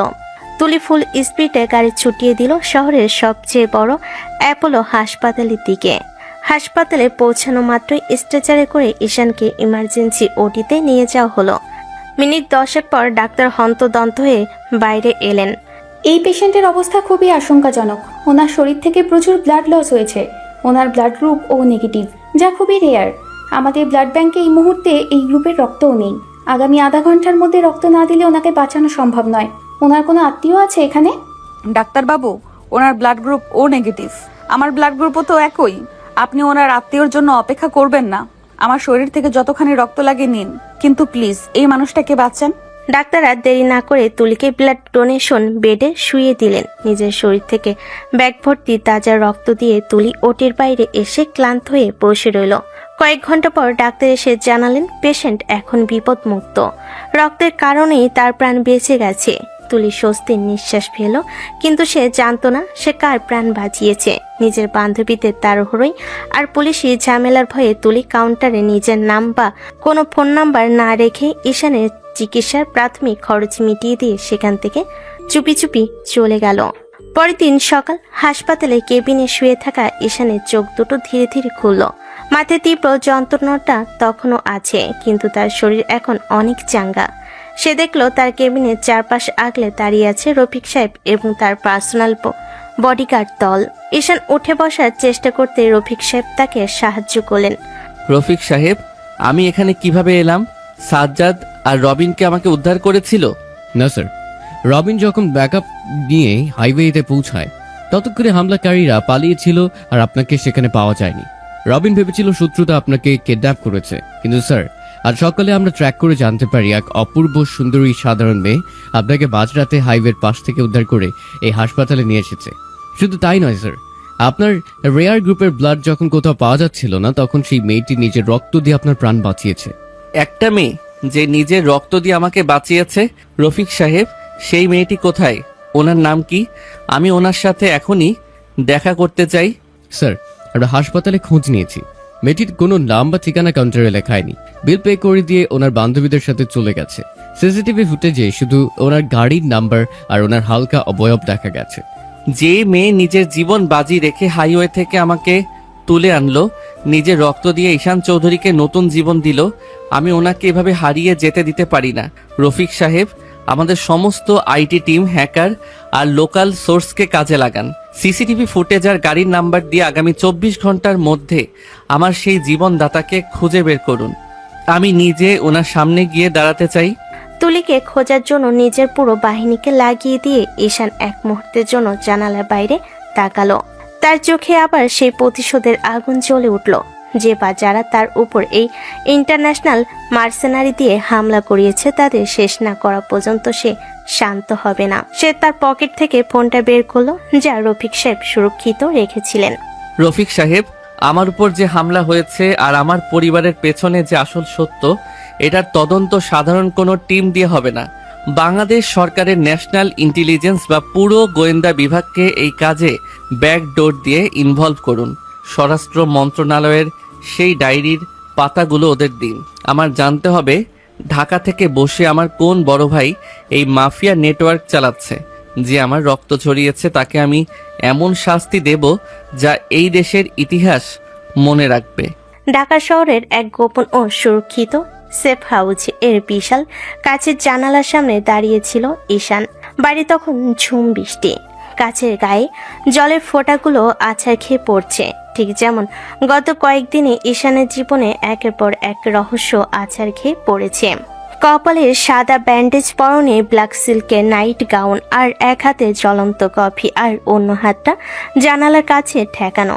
তার চোখ দুটো শান্ত, কিন্তু মনের ভেতরে চলছে এক প্রলয়ঙ্কারী ঝড়, যে কোনোভাবেই হিসাব মিলাতে পারছে না। একটা মানুষ যখন শূন্য থেকে শুরু করে দেশের শীর্ষ কোটিপতি হয়, তখন সে মনে করে পৃথিবীর সব পরিস্থিতি সে নিজের নিয়ন্ত্রণে রাখতে পারে।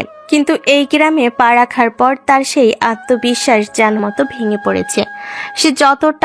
সে যতই একটা সুতো টেনে রহস্যের জট ছাড়াতে চাইছে, ততই যেন এক অদৃশ্য মাকড়সার জালে আরো বেশি জড়িয়ে পড়ছে। কি হচ্ছে এসব আমার সাথে? এসেছিলাম সামান্য প্রতিশোধ নিতে, মেজ ভাইয়ের অহংকার ভাঙতে, বাবা মায়ের অবহেলার জবাব দিতে। কিন্তু এখানে তো প্রতিটা মোড়ে মোড়ে মৃত্যু ওত পেতে আছে। প্রথমে ইমরান চৌধুরীর সেই লকারের টাইম বম, তারপর ঢাকা শহরের মাফিয়া আকরাম খানের আচমকা খুন, আর সব শেষে হাইওয়েতে আন্তর্জাতিক মার্সেনারি ব্ল্যাক ইগলের হামলা। এই সব কিছু কি কোনো সাধারণ পারিবারিক শত্রুতার অংশ হতে পারে? কখনোই না। কে সেই মাস্টার মাইন্ড যে আমার চেয়েও 4 চাল এগিয়ে চলছে? সে কে যে নিজেকে আমার বড় ভাই বলে দাবি করছে?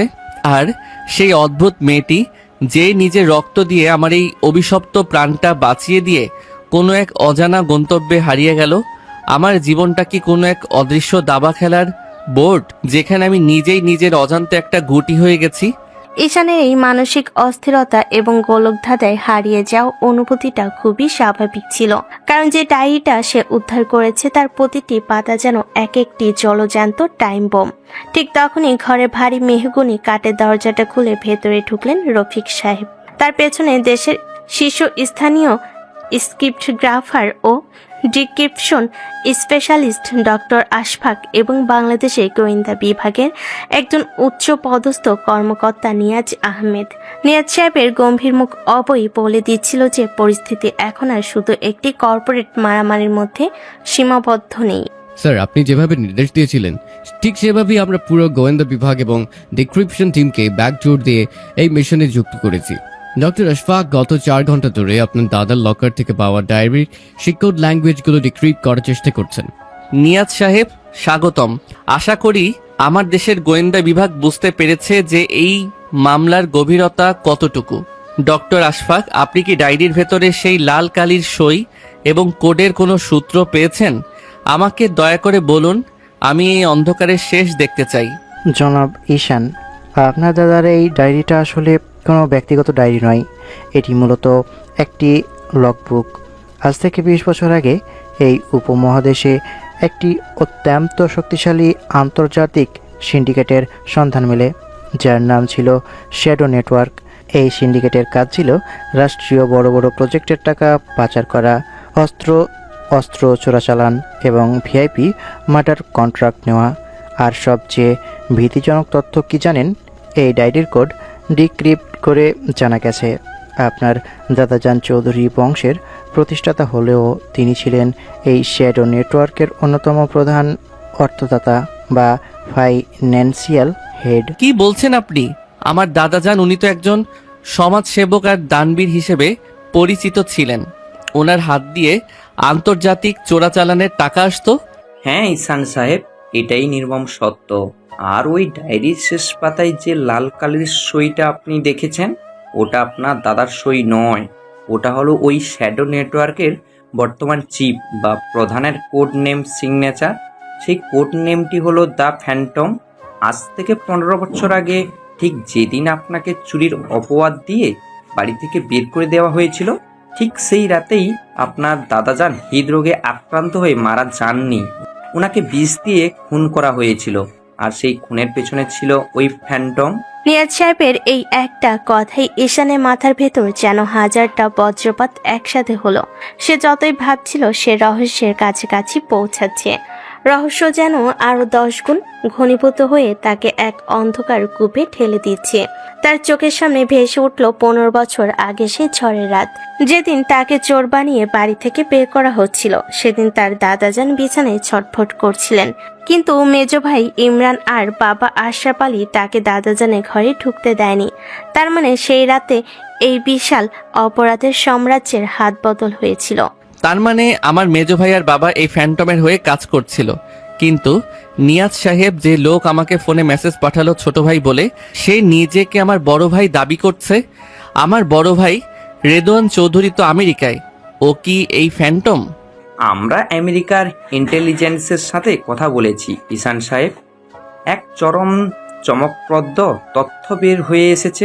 আপনার বড় ভাই রেদওয়ান চৌধুরী গত 3 বছর ধরে আমেরিকার কোনো ট্রেক্রাসে নেই। সে 3 বছর আগেই ওখানকার নাগরিকত্ব ছেড়ে দিয়ে ছদ্মনামে বাংলাদেশে ফিরে এসেছে। আর ওনার বর্তমান যে ব্যাংকিং ট্রানজ্যাকশন এবং আইপি অ্যাড্রেস আমরা ট্যাগ করেছি, তা সরাসরি ঢাকা শহরের মোস্ট ওয়ান্টেড ড্রাগ লর্ড আর ক্যাসিনো কিংদের আস্তানার সাথে যুক্ত। অর্থাৎ আপনাকে যে মেসেজ পাঠিয়েছে সে আপনার আপন বড় ভাই রেদওয়ান চৌধুরী হওয়ার সম্ভাবনা 90%। নিজের পরিবার, নিজের রক্ত, একজন ভাই আমার জীবন ধ্বংস করার জন্য 15 বছর ধরে ওত পেতে আছে।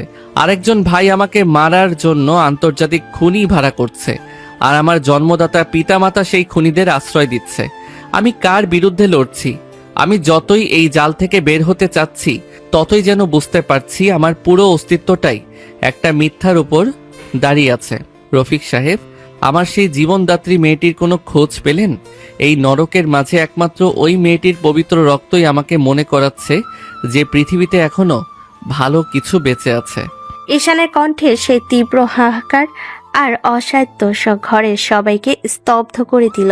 দেশের টপ কোটিপতি, যার এক ইশারায় হাজারো কোটি টাকার চুক্তি সই হয়, সে আজ নিজের পরিচয় আর পরিবারের সর্ষের ভেতরে ভূত দেখে দিশেহারা। ঠিক তখনই রফিক সাহেব তার ট্যাবলেট স্ক্রিনটি ঈশানের দিকে বাড়িয়ে দিলেন।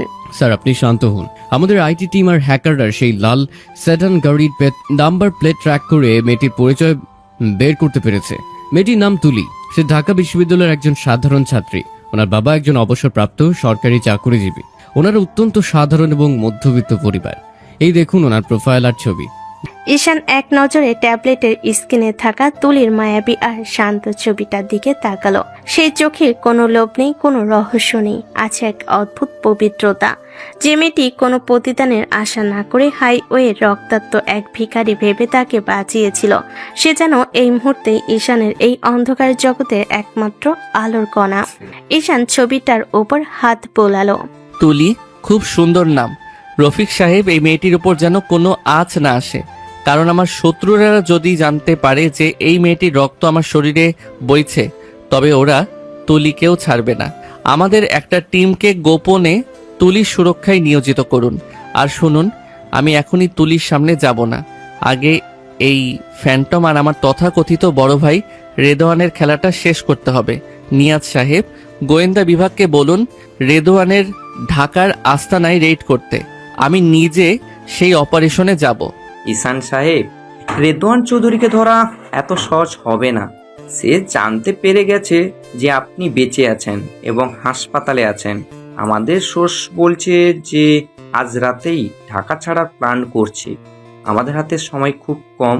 সে ঢাকা ছাড়বে? ঈশান চৌধুরী বেঁচে থাকতে এই দেশের সীমানা পার হওয়ার ক্ষমতা ওনার নেই। রফিক সাহেব, আমার ব্ল্যাক স্যুটটা বের করুন। অনেক তো হলো ডিফেন্সিভ খেলা, এবার বাঘ খাঁচা থেকে বের হবে। আমার ভাইকে বুঝিয়ে দিতে হবে যে 15 বছর আগের অবহেলিত ছোট ছেলেটি আজ শুধু কোটিপতি নয়, সে এই শহরের নতুন ডন। ঈশান যখন তার ব্লেজারটা পরে গাড়ির চাবির দিকে হাত বাড়ালো, তখন বাইরে বৃষ্টিবেগ আরো বেড়ে গেছে। মেঘের গর্জনে যেন কেঁপে উঠল পুরো শহর। একদিকে তুলি সেই নিঃস্বার্থ ভালোবাসার টান, অন্যদিকে নিজে বড় ভাইয়ের পেতে রাখা মৃত্যুর জাল, আর দাদাজানের শ্যাডো নেটওয়ার্কের অন্ধকার ইতিহাস। সব মিলিয়ে ঈশান চৌধুরী এখন এক মহাযুদ্ধের মুখোমুখি। ঝুম বৃষ্টির রাতে রাজপথ কাঁপিয়ে ছুটে চলল 4টে কালো রঙের বুলেট প্রুফ SUV। মাছের গাড়িতে পাথরের মতো শক্ত মুখে বসেছিল ঈশান। তার পরনে ব্ল্যাক স্যুট, চোখে এক বিন্দু ঘুম নেই।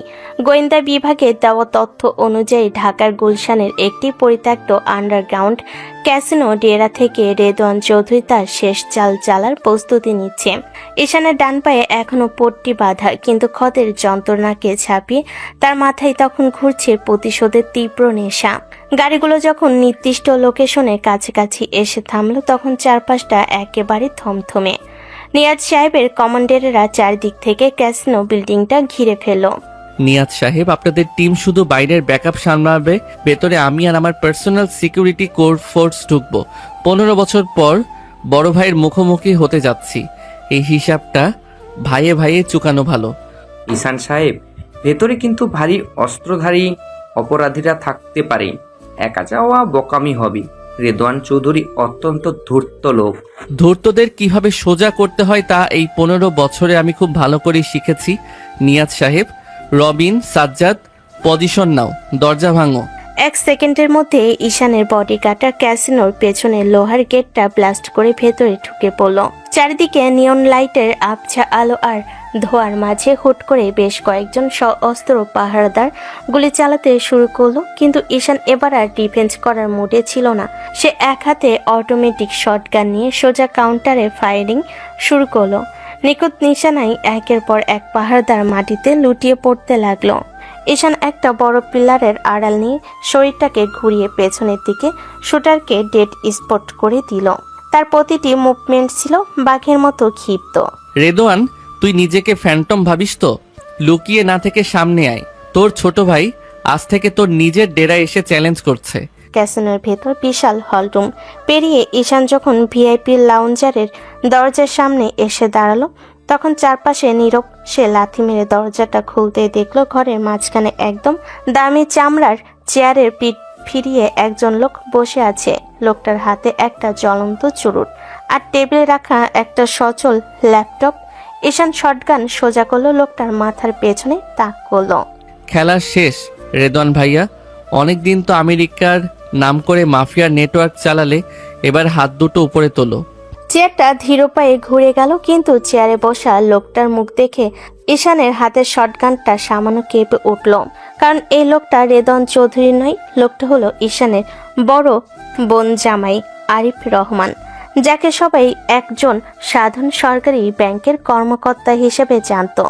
আরিফের মুখে তখন এক পৈশাচিক ও কুৎসিত হাসি। কিরে ছোট শ্যালক, বড় ভাইকে খুঁজতে এসে দুলাভাইকে দেখে চমকে গেলি? তুই ভাবছিস তোর মেজু ভাই ইমরান তোকে হিংসা করে, তোর বাবা তোকে অবহেলা করে, কিন্তু তুই জানতিস না এই চৌধুরী বাড়ির আসল ফ্যান্টম আমি। রেদওয়ানের ফোন, তার পাসপোর্ট, তার আইপি অ্যাড্রেস সবকিছু আমি ব্যবহার করে তোকে বোকা বানিয়েছি। আরিফ ভাই, আপনি আমার দাদাজানকে বিষ খাইয়ে মেরেছিলেন। এই শ্যাডো নেটওয়ার্ক আপনি চালাচ্ছেন?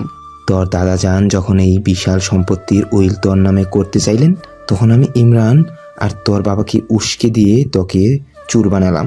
তুই তো চলে গেলি, কিন্তু বুড়ো তাও উইল বদলাচ্ছিল না, তাই ওনাকে দুনিয়া থেকে সরিয়ে দিতে হলো। আর আজ তুই যখন 1000 কোটি টাকার মালিক হয়ে ফিরেছিস, তখন ভাবলাম তোকে মেরে এই সব সম্পত্তি যদি তোর পরিবারের নামে আসে, তবে পরোক্ষভাবে সব তো আমারই হবে।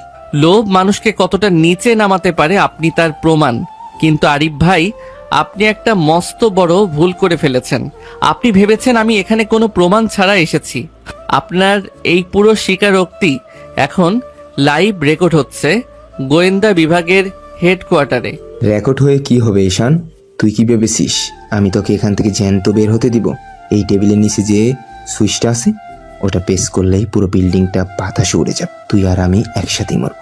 আরিফ যখনই টেবিলের নিচের সুইচের দিকে হাত বাড়াতে গেল, ঠিক তখনই ঘরের কাছের ছাদ ভেঙে দড়ি বেয়ে নেমে এলো সাজ্জাদ আর তার কমান্ডো দল।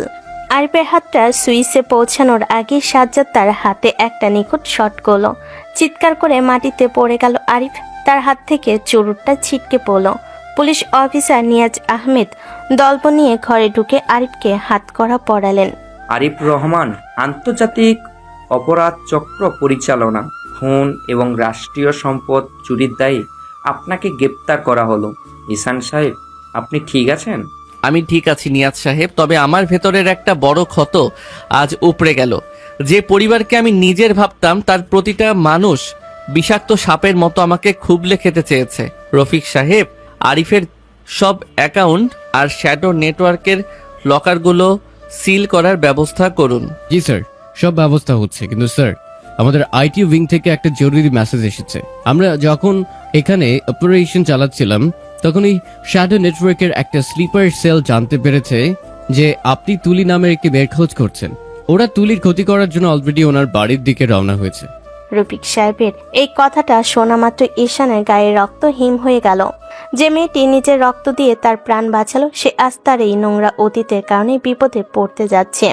ঈশান এক মুহূর্ত সময় নষ্ট না করে শটগানটা ফেলে দিয়ে মেন গেটের দিকে দৌড় দিল। রফিক সাহেব, আমার গাড়ি বের করো। তুলির যদি কোনো ক্ষতি হয় তবে আমি পুরো শহর জ্বালিয়ে দেব। ও আমার জীবনদাত্রী, ওনাকে আমি কিছুতেই এই নরকের আগুনে পুড়তে দিতে পারি না। ঈশানের গাড়িগুলো তীব্র গতিতে এবার ছুটল তুলির বাসা বাড়ির উদ্দেশ্যে। ভোরে কুয়াশা ফুরে ঈশানের মনে তখন একটাই প্রার্থনা, তুলি যেন সুরক্ষিত থাকে। ভোরের ঘন কুয়াশা ভেদ করে ঢাকার জনশূন্য পলিটেকনিক মোড় পেরিয়ে মোহাম্মদপুরের এক শান্ত আবাসিক এলাকার দিকে তীব্র গতিতে ছুটে চলল ঈশানের কালো প্রাডো গাড়িটি। গাড়ির পিছনে ছিটে বসে স্টিয়ারিং এর দিকে তাকিয়ে অনবরত তাগাদা দিচ্ছিল ঈশান। তার কপাল পেয়ে আবার ঘাম নামতে শুরু করেছে। ডান পায়ের ক্ষতের ব্যান্ডেজটা ভেদ করে সামান্য রক্ত দেখা যাচ্ছে, কিন্তু সেদিকে তার কোনো ভ্রুক্ষেপ নেই। তার চোখের সামনে শুধু ভেসে উঠছে তুলির সেই নিষ্পাপ মায়াবী মুখটা। যে মেয়েটি নিজের বান্ধবীদের বারণ করা সত্ত্বেও হাইওয়ের অন্ধকার থেকে তাকে উদ্ধার করেছিল, নিজের শরীরে তাজা রক্ত দিয়ে তাকে নতুন জীবন দিয়েছিল, সে আজ তারই এই অন্ধকার অতীতের কারণে একদল হিংস্র নিগ্রের মুখে পড়তে যাচ্ছে। ড্রাইভার, গাড়ির স্পিড আরো বাড়াও। রফিক সাহেব, তুলির বাসার সিকিউরিটি সোর্সের সাথে কোনো যোগাযোগ করা গেছে? আমাদের যে লোকগুলোকে ওখানে নজর রাখতে পাঠিয়েছিলেন ওরা কি পৌঁছেছে? স্যার, আমাদের ফার্স্ট রেসপন্স টিম মাত্র তুলির গলির মুখে পৌঁছেছে। ওখান থেকে যে খবর এসেছে তা খুব একটা ভালো নয়। আরিফ রহমানের অনুগত শ্যাডো নেটওয়ার্কের 4 জন হিটম্যান অলরেডি একটা কালো রঙের মাইক্রোবাস নিয়ে তুলির বাড়ির নিচে এসে পজিশন নিয়েছে। ওরা পুরো এলাকায় কারেন্ট অফ করে দিয়েছে স্যার। সাজ্জাদ, তোমার কমান্ডো টিমকে বলো গলির 2 মাথা ব্লক করতে। একটা কুত্তাও যেন ওখান থেকে জ্যান্ত বের হতে না পারে। আর রবিন, আমাকে পিস্তলটা দাও। আজ যদি তুলির গায়ে একটা আঁচড়ও লাগে তবে আরিফ রহমানের পুরো গোষ্ঠী ধ্বংস করে দেব আমি। এদিকে মোহাম্মদপুরের সেই পুরনো 4তলা বাড়ির 3 তলায় ফ্ল্যাটে তখন এক অদ্ভুত নীরবতা। ভোরের আলো পুরোপুরি না ফুটতেই হুট করে পুরো এলাকার বিদ্যুৎ চলে গেছে। তুলি তার পরের টেবিলে বসে ল্যাপটপে একটা অ্যাসাইনমেন্ট করছিল। হঠাৎ স্ক্রিন অন্ধকার হয়ে যায়। সে একটা মোমবাতি জ্বালালো।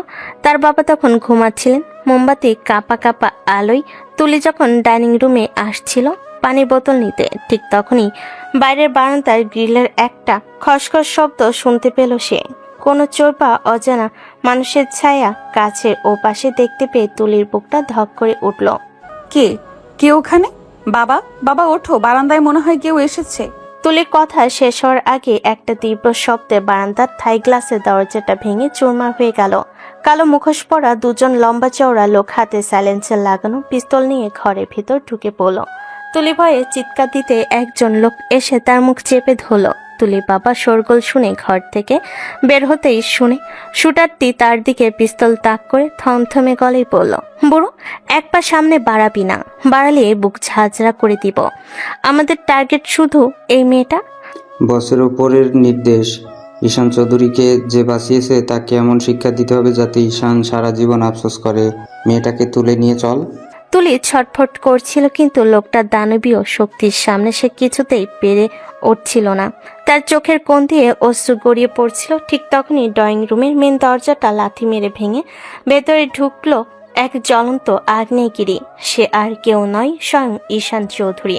তার ডান হাতে 9mm পিস্তল, চোখে এক বিধ্বংসী হিংস্রতা। ঘরের ভিতরের দৃশ্য দেখা মাত্রই ঈশানের ভেতরে বাঘটা যেন শিকল ছিঁড়ে বেরিয়ে এলো। আমার জীবনদাত্রীর গায়ে হাত দেওয়ার সাহস তোদের কে দিল রে? তোদের মরণ আজ আমার হাতেই লেখা আছে। তুলির মুখ চেপে ধরা লোকটা কিছু বুঝে ওঠার আগেই ঈশান এক দৌড়ে এসে শুটারের কবজিতে তার বুটের এক মারাত্মক হিট করলো। হাড় ভাঙ্গার মটমট শব্দে শুটারের হাত থেকে পিস্তলটা মাটিতে পড়ে গেল। পরক্ষণে ঈশান লোকটার শার্টের কলার ধরে তাকে সোজা ডাইনিং টেবিলের উপর আছাড় মারল। কাচের টেবিল ভেঙে গুঁড়ো গুঁড়ো হয়ে গেল।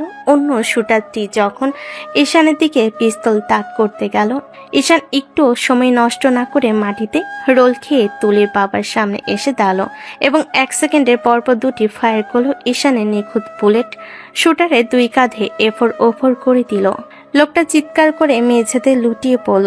বাইরে ততক্ষণে সাজ্জাদ আর রবিনের কমান্ডাররা বাকি 2 হিটম্যানকে ধরে ফেলেছে।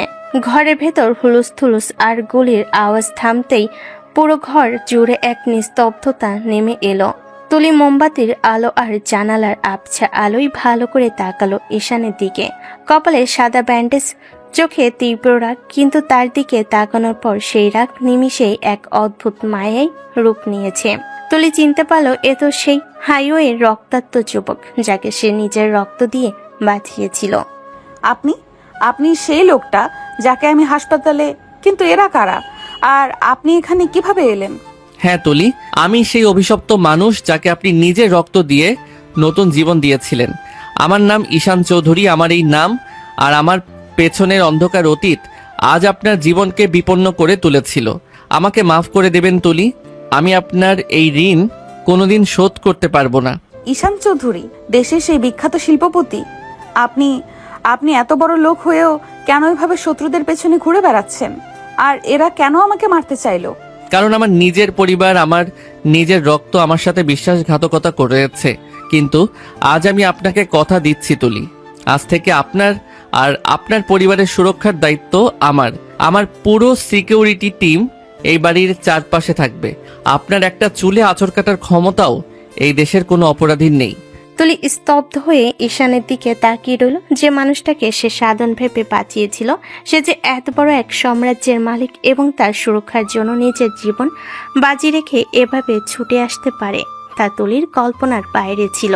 ঠিক তখনই নিয়াজ সাহেব গোয়েন্দা দল নিয়ে ঘরে ঢুকলেন এবং আহত শুটারদের নিজেদের হেফাজতে নিলেন। রফিক সাহেব এসে ঈশানের পাশে দাঁড়ালেন। স্যার, আরিফ রহমানের শ্যাডো নেটওয়ার্কের শেষ আস্তানাটা আমরা গুড়িয়ে দিয়েছি।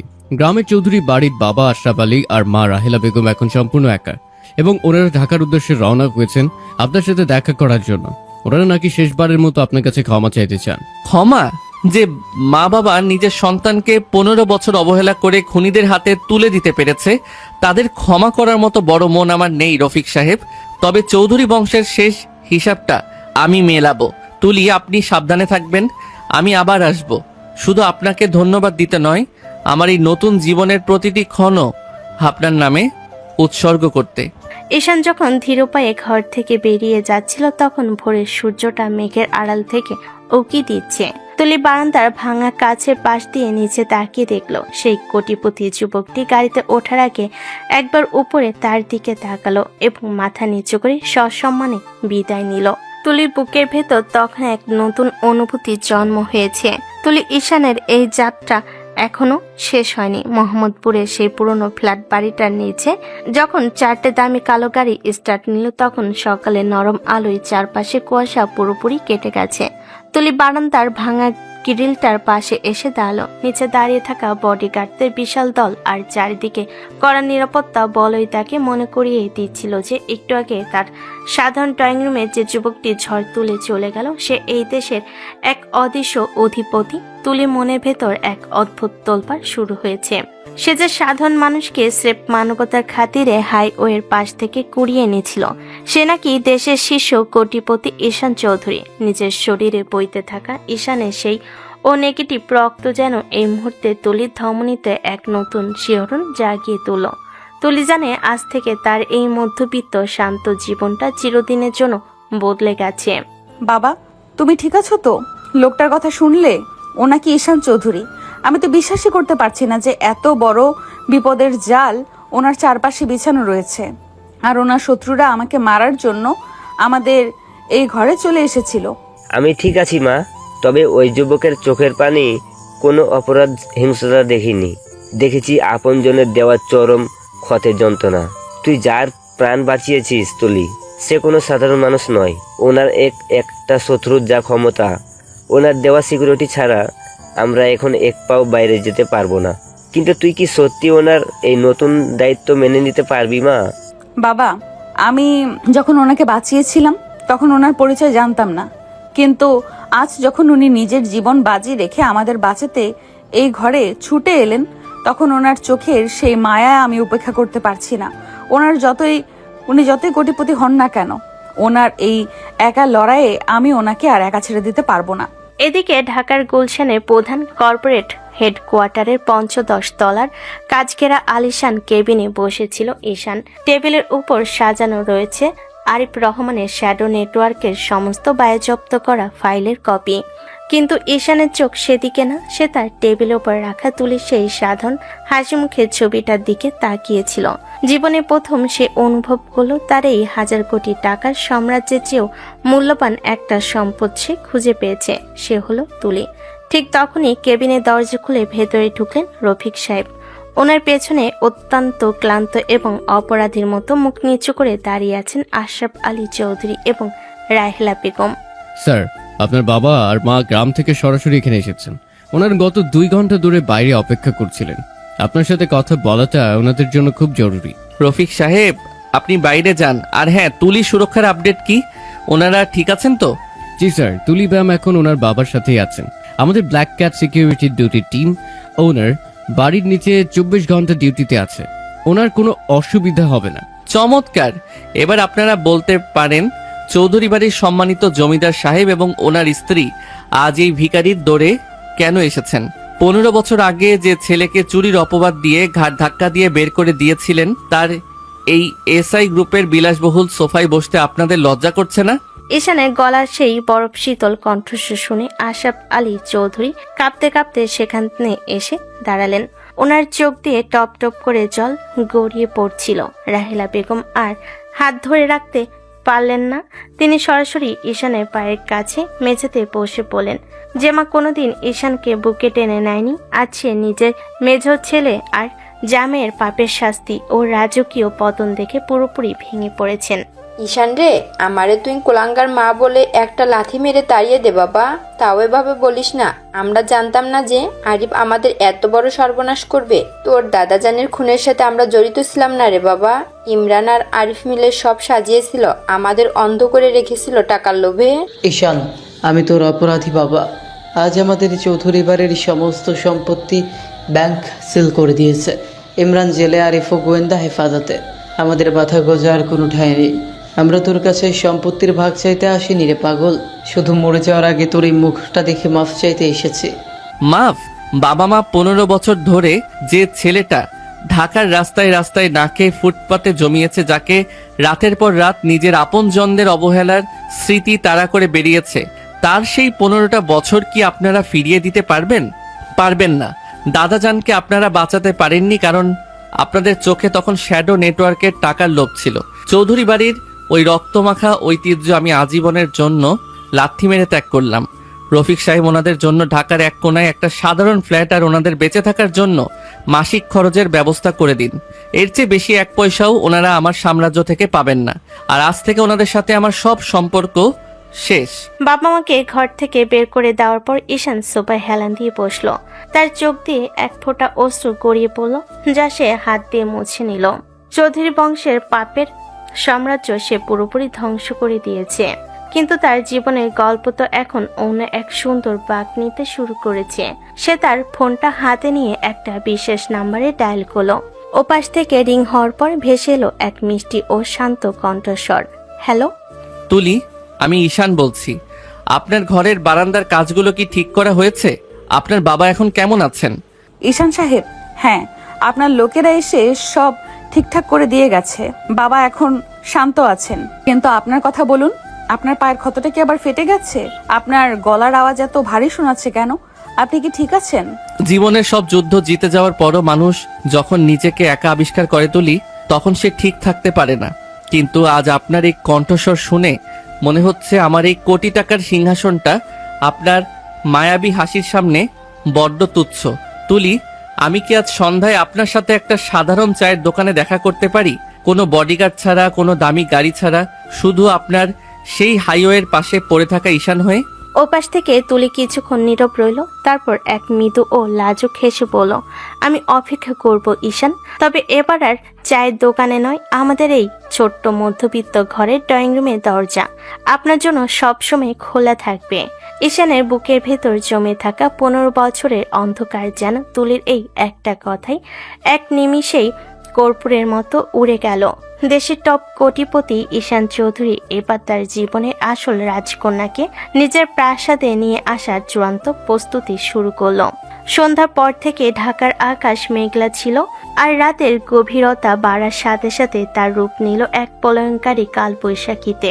গুলশানের SI গ্রুপের হেডকোয়ার্টারে নিজের রাজকীয় কেবিনের নরম আলোয় বসে ঈশান যখন তুলির সাথে কাটানো সেই মুহূর্তের সুন্দর মুহূর্তটার কথা ভাবছিল, তখন সে জানতো না যে নিয়তির চাকা আবার উল্টো ঘুরতে শুরু করেছে।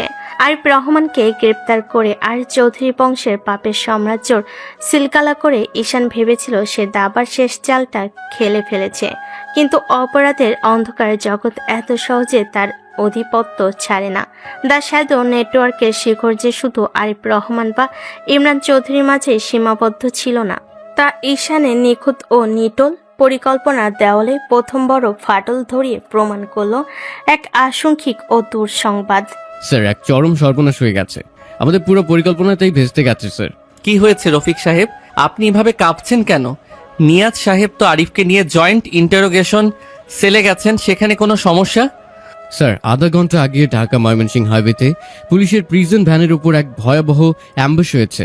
শ্যাডো নেটওয়ার্কের একটা সুইসাইডাল স্কোয়াড ভারী অস্ত্রশস্ত্র দিয়ে ভ্যানে হামলা চালায়। ওরা 4 জন পুলিশ কনস্টেবলকে অন স্পট খুন করেছে, আর আরিফ রহমানকে ছিনতাই করে নিয়ে গেছে স্যার। শুধু তাই নয়, আরিফ যাওয়ার আগে ইন্টারোগেশন সেলের ব্যাকআপ সার্ভার হ্যাক করে তুলি ব্যামের নতুন সেফ হাউসের লোকেশন আর ওনার বাবার সমস্ত ডিটেলস ডাউনলোড করে নিয়েছে। আমাদের আইটি টিমের মেইন রিক্রিপশন ফাইল এখন ওদের সার্ভারে লাইভ দেখাচ্ছে। রফিক সাহেবের প্রতিটি শব্দ যেন ঈশানের কানে গলানো সীসার মতো লাগলো। তার এতদিনে সাজানো পরিকল্পনা দেশের 1 নম্বর ইন্টেলিজেন্স টিমকে সাথে নিয়ে করা নিখুঁত চাল, সবকিছু এক নিমিষে ধুলোয় মিশে গেল। ঈশানের জল শক্ত হয়ে উঠল, কপালে রাগের রগগুলো ফুলে উঠল। সে বুঝতে পারল আরিফ রহমান শুধু একটা গুটি ছিল। শ্যাডো নেটওয়ার্কের আসল মাস্টারমাইন্ড, সেই অদৃশ্য ফ্যান্টম এখনো পর্দার আড়ালে বসে রিমোট কন্ট্রোল ঘোরাচ্ছে। আর তাদের প্রথম টার্গেট এখন আর ঈশান নিজে নয়, তাদের টার্গেট হলো ঈশানের একমাত্র দুর্বলতা, তুলি। নিয়াজ সাহেবকে কানেক্ট করুন। ওনার ডিপার্টমেন্টের ভেতরে কোনো ব্ল্যাক শিপ লুকিয়ে আছে, যে আমাদের প্রতিটা মুভমেন্ট আরিফের লোকদের কাছে পাচার করছিল। সাজ্জাদকে বলো মোহাম্মদপুরের তুলির বাড়ির সিকিউরিটি ফোর্সকে যেন এই মুহূর্তে অ্যালার্ট করে। আমি নিজে রওনা হচ্ছি। কিন্তু ঈশান যখন লিফটের দিকে পা বাড়াবে, ঠিক তখনই ওনার পার্সোনাল স্যাটেলাইট ফোনে একটা আননোন ইন্টারন্যাশনাল নাম্বার থেকে কল এলো। স্ক্রিনে কোনো নম্বর ভেসে ওঠেনি, শুধু লেখা প্রাইভেট কলার। ঈশান ফোনটা কানে নিতে ওপাশ থেকে ভেসে এলো এক যান্ত্রিক মডিফাই ও ভারী কণ্ঠস্বর। সেই হাসিতে কোনো মানবিকতা ছিল না, ছিল এক পৈশাচিক আনন্দ। কে ছোট ভাই ঈশান চৌধুরী? ভেবেছিলে দেশের টপ কোটিপতি হয়ে গেলেই তুমি এই আন্ডারগ্রাউন্ডের রাজা হয়ে যাবে। তুমি আমাদের 20 বছরের পুরনো শ্যাডো নেটওয়ার্কে এক ধাক্কায় শেষ করতে চেয়েছিলে। এই নাও তোমার পরিকল্পনার উপর আমাদের প্রথম পাল্টা আঘাত। এখন জানালার বাইরে তাকিয়ে দেখো, তোমার ওই বিশাল অহংকারের SI টাওয়ারের নিচে কি হচ্ছে। ফোনটা সচল রেখে ঈশান একলাপে তার কেবিনের বিশাল গ্লাস উইন্ডোর সামনে গিয়ে দাঁড়ালো। 15 তলার উপর থেকে সে দেখল SI টাওয়ারের মেন গেটের সামনে দাঁড়িয়ে থাকা তার পার্সোনাল সিকিউরিটি 2টি গাড়ি দাউ দাউ করে চলছে। শ্যাডো নেটওয়ার্কের সুপ্রশিক্ষিত মার্সেনারি দল ভারী আর জিপি আর সাব মেশিন গান নিয়ে পুরো কর্পোরেট বিল্ডিংটা চারিদিক থেকে ঘিরে ফেলেছে। ওনারা মেন গেটে সিকিউরিটি গার্ডদের ওপর নির্বিচারে গুলি চালাচ্ছে। পুরো গুলশান এলাকা এখন গুলির শব্দে আর সাইরেনের আওয়াজে প্রকম্পিত। ঈশানকে ওনার নিজের অর্থের দুর্গে অবরুদ্ধ করে ফেলা হয়েছে, যাতে সে কোনোভাবেই তুলির কাছে পৌঁছাতে না পারে। ঈশান, তুমি এখন গুলশানে বন্দী, আর তোমার সেই রাজকন্যা তুলি, যাকে বাঁচাতে তুমি নিজের জীবন বাজি রেখেছিলে, সে এখন মোহাম্মদপুরের ফ্ল্যাটে আমাদের ব্ল্যাক স্কোয়াডের কবজিতে ছটফট করছে। আরিফ রহমান নিজে যাচ্ছে তুলির সেই সুন্দর মুখটা এসিড ঢেলে দিতে, যাতে তুমি সারা জীবন এক জ্যান্ত লাশ হয়ে বেঁচে থাকো। গুড বাই কোটিপতি ছোট ভাই। ফোনটা কেটে গেল। ঈশানের চোখের সামনে নিজের সাম্রাজ্যের পতন আর তুলির ওপর নেমে আসা মৃত্যুর ছায়া। তার মনের ভেতর যে তীব্র আতঙ্ক আর রাগ জন্ম নিল তা তাকে এক অন্য মানুষে রূপান্তরিত করল। সে আর কোনো কর্পোরেট সিও নয়, সে এখন এক জখমি বাঘ। সে রফিক সাহেবের দিকে তাকালো। রফিক সাহেব, বিল্ডিং এর মেইন পাওয়ার সাপ্লাই অফ করে দিন, ব্যাকআপ জেনারেটরও বন্ধ করুন, পুরো টাওয়ারকে ঘুটঘুটে অন্ধকারে ডুবিয়ে দিন। আমাদের বডিগার্ডদের নাইট ভিশন গগলস পড়তে বলুন। ওরা যদি ভেবে থাকে ঈশান চৌধুরীকে ওনার নিজের ঘরে এসে মারবে, তবে আজ এই এসআই টাওয়ারই হবে ওদের কবরস্থান। সাজ্জাদ, তুমি আন্ডারগ্রাউন্ড পার্কিং এর গোপন সুড়ঙ্গ দিয়ে আমার আদেশ মতো বুলেট প্রুফ বাইকটা রেডি করো। আমি ছাদ থেকে নামবো না, আমি নিচ দিয়ে ফুড়ে বের হব। 1 মিনিটের মধ্যে পুরো এসআই টাওয়ার অন্ধকারে নিমজ্জিত হলো। বাইরের হামলাকারীরা তখন অন্ধকারের ভেতর ঢোকার চেষ্টা করছিল। ঈশানের বডিগার্ডরা নিখুঁত স্ট্র্যাটেজিতে তাদের উপর কাউন্টার অ্যাটাক শুরু করলো। এই বিশৃঙ্খলার সুযোগ নিয়ে ঈশান আন্ডারগ্রাউন্ড পার্কিং লটে এসে তার 1200 সিসির ব্ল্যাক স্পোর্টস বাইকটা স্টার্ট দিল। ইঞ্জিনের গর্জন যেন কালবৈশাখীর মেঘের ডাককেও হার মানালো। পার্কিং এর গোপন এক্সিট গেটটা হাইড্রোলিক্স প্রেসারে খুলতে ঈশান বাইকের থ্রোটল পুরো চেপে ধরল। পেছনের চাকা থেকে ধোঁয়া উড়িয়ে বাইকটি মেন রোডের ব্যারিকেড ভেঙে হামলাকারীদের গুলির তোয়াক্কা না করে তীরের বেগে মোহাম্মদপুরের উদ্দেশ্যে ছুটে চলল। ঝড়ের তীব্রতা তখন আরো বেড়েছে। বৃষ্টি বড় বড় ফোঁটা ঈশানের হেলমেটের কাছে এসে আছাড় খাচ্ছিল, কিন্তু তার বাইকের স্পিড মিটার তখন 115 কিলোমিটার আওয়ার স্পর্শ করছে। তার মাথায় শুধু একটা চিন্তা, তুলি যদি আজ শেষ হয়ে যায়, তবে তার এই কোটি টাকার সাম্রাজ্য, তার এই রাজকীয় জীবন সবকিছু অর্থহীন হয়ে যাবে। এদিকে মোহাম্মদপুরে সেই শান্ত গলিতে তখন নরক নেমে এসেছে। ঈশানের যে বডিগার্ডরা তুলির সুরক্ষায় ছিল, তাদের উপর আচমকা 1 ডজনেরও বেশি শ্যাডো নেটওয়ার্কের শুটার স্নাইপার দিয়ে দূর থেকে সাইড শট করেছে। তুলির ঘরের মেন দরজাটা এবার আর কোনো সাধারণ ধাক্কায় নয়, সরাসরি ডিনামাইট দিয়ে উড়িয়ে দেওয়া হলো। ধোয়ার গন্ধ হয়ে যাওয়া ঘরের ভেতর তুলি আর তার বাবা যখন কাশছিল, ঠিক তখনই তার ধোয়ার মাঝখান থেকে হেঁটে ভেতরে ঢুকলো আরিফ রহমান। ওনার হাতে একটা ব্যান্ডেজ, মুখে রক্তমাখা হিংস্র হাসি, আর বাহাতে জ্বলছে একটা বোতল মারাত্মক কনসেন্ট্রেটেড অ্যাসিড। কই রে আমার লক্ষ্মী শ্যালকের জীবনদাতি, তোকে বাঁচিয়ে ঈশান চৌধুরী নিজেকে এই শহরে ডন ভাবছিল। আজ তোর এই সুন্দর মুখটা যখন পুড়বে, তখন দেখবো ঈশানের কোটি টাকার অহংকার কোথায় গিয়ে দাঁড়ায়। তোকে মেরেই আমি ঈশানের এই সাম্রাজ্যের শেষ আলোটুকুও নিভিয়ে দিব। তুলি ভয়ে তার বাবাকে জড়িয়ে ধরে পেছনের দেওয়ালে গিয়ে ঠেকল। তার চোখের সামনে আজ সত্যি মৃত্যু দাঁড়িয়ে আছে। সে বুঝতে পারল ঈশানের নিখুঁত পরিকল্পনাকে ওনার শত্রুরা ধূলিসাৎ করে দিয়েছে। কিন্তু এত বড় বিপদের মুখে দাঁড়িয়েও তুলির চোখ দিয়ে পানি পড়ল। তার কণ্ঠে এক অদ্ভুত দৃঢ়তা চলে এলো। সে ঈশানের দেওয়া সেই শক্তির ওপর ভরসা রাখলো। আরিফ রহমান, আপনি যতই চেষ্টা করুন না কেন, আপনি ঈশানকে হারাতে পারবেন না। উনি যদি ওনার নিজের রক্ত দিয়ে গড়া সাম্রাজ্য আমার জন্য বাজি রাখতে পারে, তবে মনে রাখবেন উনি আপনাকে এই পৃথিবীর কোনো কোনায় লুকিয়ে থাকতে দেবেন না। আপনার এই পাপের শাস্তি উনিই দেবেন। ওরে আমার সতী সাবিত্রী নায়িকা, অনেক হয়েছে বড় বড় কথা। এবার তোর এই রূপের অহংকার শেষ করার পালা। এই নে তোর ভালোবাসার উপহার। আরিফ যখন অ্যাসিডের বোতলটা তুলির মুখের দিকে ছুঁড়ে মারতে গেল, ঠিক তখনই মোহাম্মদপুরের সেই গলির মোড়ে এক তীব্র ব্রেকের শব্দ হলো। জানালার কাঁচ ভেঙে একটি ভারী ব্ল্যাক হেলমেট সোজা এসে আরিফ রহমানের কবজিতে আঘাত করলো। তীব্র ব্যথায় আরিফের হাত থেকে অ্যাসিডের বোতলটা ছিটকে গিয়ে মেঝেতে পড়ল এবং মেঝের কার্পেট পুড়িয়ে ধোঁয়া বের হতে লাগলো। আরিফ ঘুরে তাকাতেই দেখলো ঘরের দরজার চৌকাঠে দাঁড়িয়ে আছে স্বয়ং ঈশান চৌধুরী। তার শরীর রক্ত আর বৃষ্টিতে ভেজা, চোখ দুটো লাল, আর হাতের পিস্তলটা সোজা আরিফের কপাল বরাবর তাক করা। শত্রুদের পাল্টা আক্রমণ ঈশানের পরিকল্পনাকে হয়তো ধুলোয় মিশিয়ে দিয়েছিল, কিন্তু ঈশানের ভেতরে প্রতিশোধের আগুনকে তা আরো 1000 গুণ বাড়িয়ে তুলছে। এবার আর কোনো আইন নয়, কোনো গোয়েন্দা বিভাগ নয়, ঈশান চৌধুরী নিজের হাতে এই নরপশুদের শেষ বিচার করার জন্য প্রস্তুত। ঘরের ভেতর বাতাস তখন বারুদের গন্ধ আর অ্যাসিডের পোড়া ধোঁয়ায় ভারী হয়ে উঠেছে।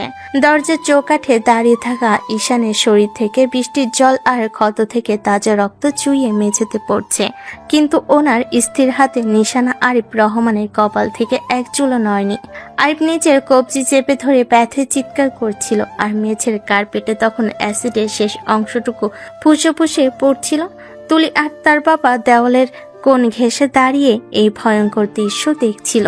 তুলির চোখ দিয়ে পানি পড়লেও ঈশানকে অক্ষত শরীরে এই ধ্বংসস্তূপের মাঝে দাঁড়িয়ে থাকতে দেখে ওনার বুকের ভেতরে অবরুদ্ধ ভয়টা যেন এক লহমায় কেটে গেল। তুই তুই বেঁচে গেলি কিভাবে? গুলশানে পুরো টাওয়ার আমরা চারপাশ থেকে লক করে দিয়েছিলাম, তোকে ওখানে শেষ করার কথা ছিল।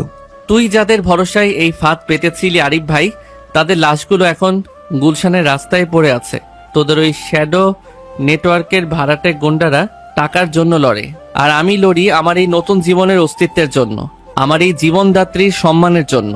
ঈশানের কথা শেষ হওয়ার সুযোগ না দিয়ে ঘরে ভাঙ্গা জানালার ওপাশ থেকে শ্যাডো নেটওয়ার্কের আরো দুজন সশস্ত্র ব্রেকআপ শুটার আচমকা ঘরের ভেতর লাফিয়ে পড়ল।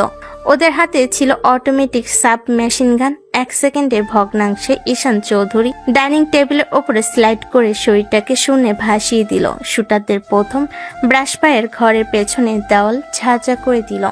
ঈশান শূন্যেই ওনার হাতের পিস্তল দিয়ে তারপর দুটি নিখুঁত কাউন্টার শট করল।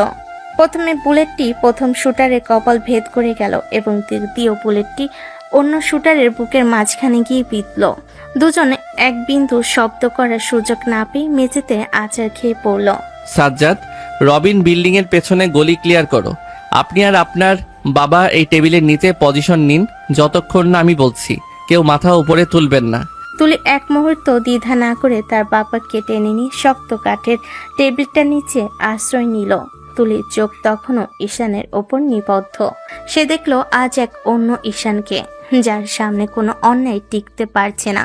ঠিক তখনই আরিফ রহমান মেঝের ওপাশ থেকে একটি পড়ে থাকা পিস্তল তুলে নেওয়ার জন্য হাত বাড়ালো। ঈশান তা দেখে এক গ্রিপ লাথিতে পিস্তলটি ঘরের অন্য কোণায় ছিটকে ফেলে দিল এবং ওনার ভারী বুট দিয়ে আরিফের সেই ক্ষতবিক্ষত হাতটা সজোরে চেপে ধরল। হাড় ভাঙ্গার মটমট শব্দে আরিফ তীব্র আর্তনাদ করে উঠল। তুই ভেবেছিলি তুই ফ্যান্টমেন হয়ে চাল চালছিস? বল, তোদের সে আসল মাস্টার মাইন্ড এখন কোথায় লুকিয়ে আছে? এই ঢাকা শহরের কোন আস্তানায় বসে সে তোদের কন্ট্রোল করছে? আমি বলবো না। তুই আমাকে মারলেও ফ্যান্ডম তোকে ছাড়বে না। ও অলরেডি তোকে আর তোর এই মেয়েটাকে দুনিয়া থেকে সরিয়ে দেওয়ার নতুন স্কোয়াড রেডি করে ফেলেছে। তাহলে তুই নিজেই ওনার কাছে চলে যা। ঈশান আরিফকে কলার ধরে এক ঝটকায় তুলে জানালার সেই ভাঙ্গা কাচের ফ্রেমের দিকে ছুঁড়ে মারল। আরিফ রহমান তিনতলা জানালা গলি নিচের গলি পিচঢালা রাস্তায় গিয়ে আছাড় খেল। ঠিক সেই মুহূর্তে মোহাম্মদপুরের ওই পুরো গলি কাঁপিয়ে আবার কয়েকটা কালো মাইক্রোবাস এসে থামল। এবার আর কোনো ছদ্মবেশী শুটার নাই, বরং ফ্যান্টমের মেন কিলার স্কোয়াড গাড়ি থেকে নেমে সরাসরি ভারী রাইফেল দিয়ে পুরো ফ্ল্যাট বাড়িটা লক্ষ্য করে গুলি চালাতে শুরু করলো। কাচের টুকরো আর ইটের কণা ঘরের তোর বৃষ্টির মতো ছিটকে পড়তে লাগলো। ঈশান ওনার পকেট থেকে দুটি স্মোক গ্রেনেড বের করে সেফটি পিন দিয়ে টেনে খুলে ঘরের দুই কোণে ছুঁড়ে মারল। পুরো ঘর এক সাদা ঘন ধোঁয়ায় ঢেকে গেল।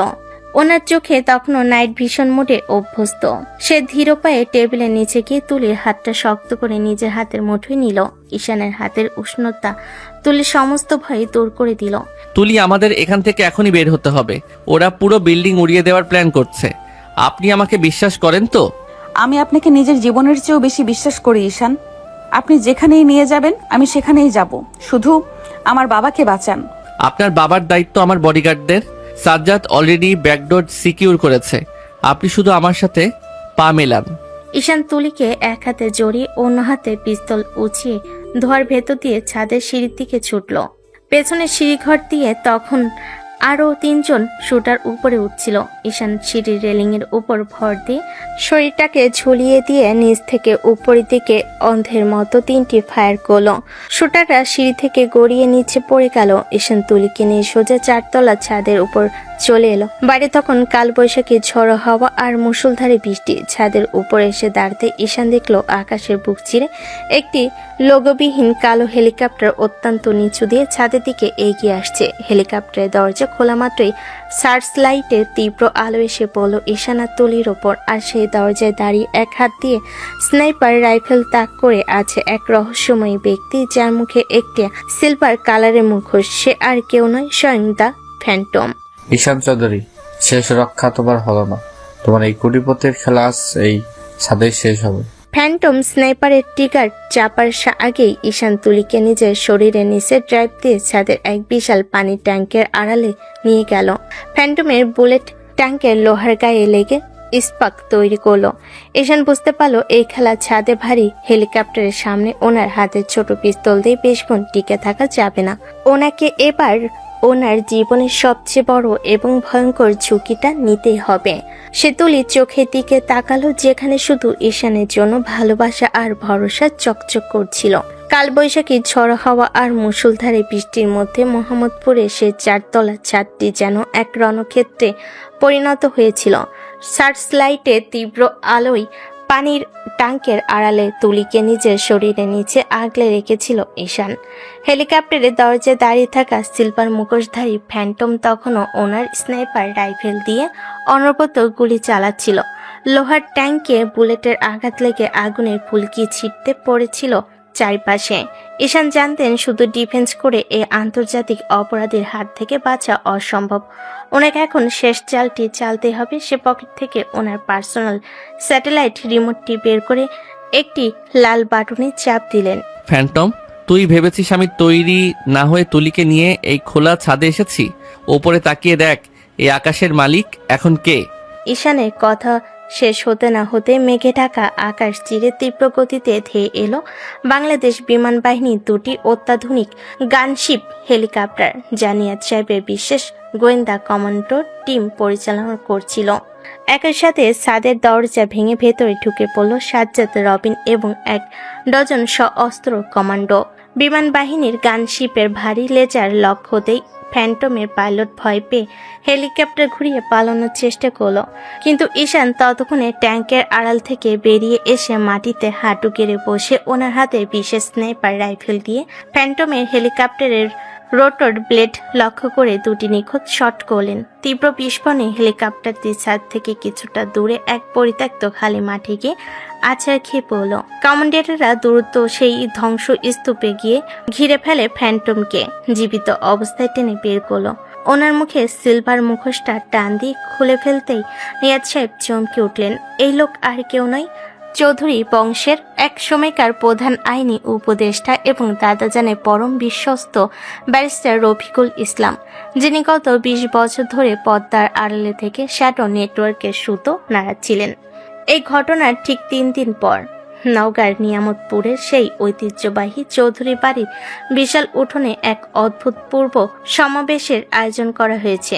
গ্রামের হাজার হাজার মানুষ, এলাকার গণ্যমান্য ব্যক্তিবর্গ এবং দেশের শীর্ষস্থানীয় সংবাদ মাধ্যমের সাংবাদিকরা সেখানে উপস্থিত। আজ থেকে ঠিক 15 বছর আগে এই উঠোনের এক ঝড় রাতে এক নিষ্পাপ কিশোরকে চুরির অপবাদ দিয়ে পিটিয়ে গ্রাম থেকে বের করে দেওয়া হয়েছিল। আজ সেই উঠোনের মাঝখানে পাতা হয়েছে এক রাজকীয় মঞ্চ। মঞ্চের এক পাশে অপরাধীর মতো হাত করা পরে দাঁড়িয়ে আছে মেজো ভাই ইমরান চৌধুরী এবং হুইল চেয়ারে ব্যান্ডেজ নিয়ে বসে আছে আন্ডারগ্রাউন্ডের ডন আরিফ রহমান। আর মঞ্চের সামনে মাথা নিচু করে দাঁড়িয়ে আছেন ঈশানের জন্মদাতা পিতা আশরাফ আলী চৌধুরী ও মা রাহেলা বেগম। বিশেষ আদালতের ম্যাজিস্ট্রেট এবং গোয়েন্দা প্রধান নিয়াজ আহমেদ যখন মাইকের সামনে এসে দাঁড়ালেন, তখন পুরো এলাকা নিস্তব্ধ হয়ে গেল। নিয়াজ সাহেব দাদাজানের সেই উদ্ধার হওয়া আসল ডায়েরি এবং ফ্যান্টম ব্যারিস্টার রফিকুলের জবানবন্দি সবার সামনে পাঠ করতে শুরু করলেন।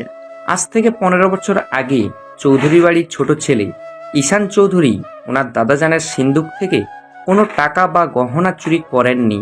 আসল সত্য হলো, ঈশানের দাদাজান যখন জানতে পারেন যে ওনার বড় জামাই আরিফ আর মেজর ছেলে ইমরান চৌধুরী আন্তর্জাতিক অপরাধ চক্রে শ্যাডো নেটওয়ার্কের সাথে যুক্ত হয়ে দেশের টাকা পাচার করছে, তখন তিনি ওনার সমস্ত বৈধ সম্পত্তি আর জমিদারি ছোট নাতি ঈশানের নামে উইল করে যান।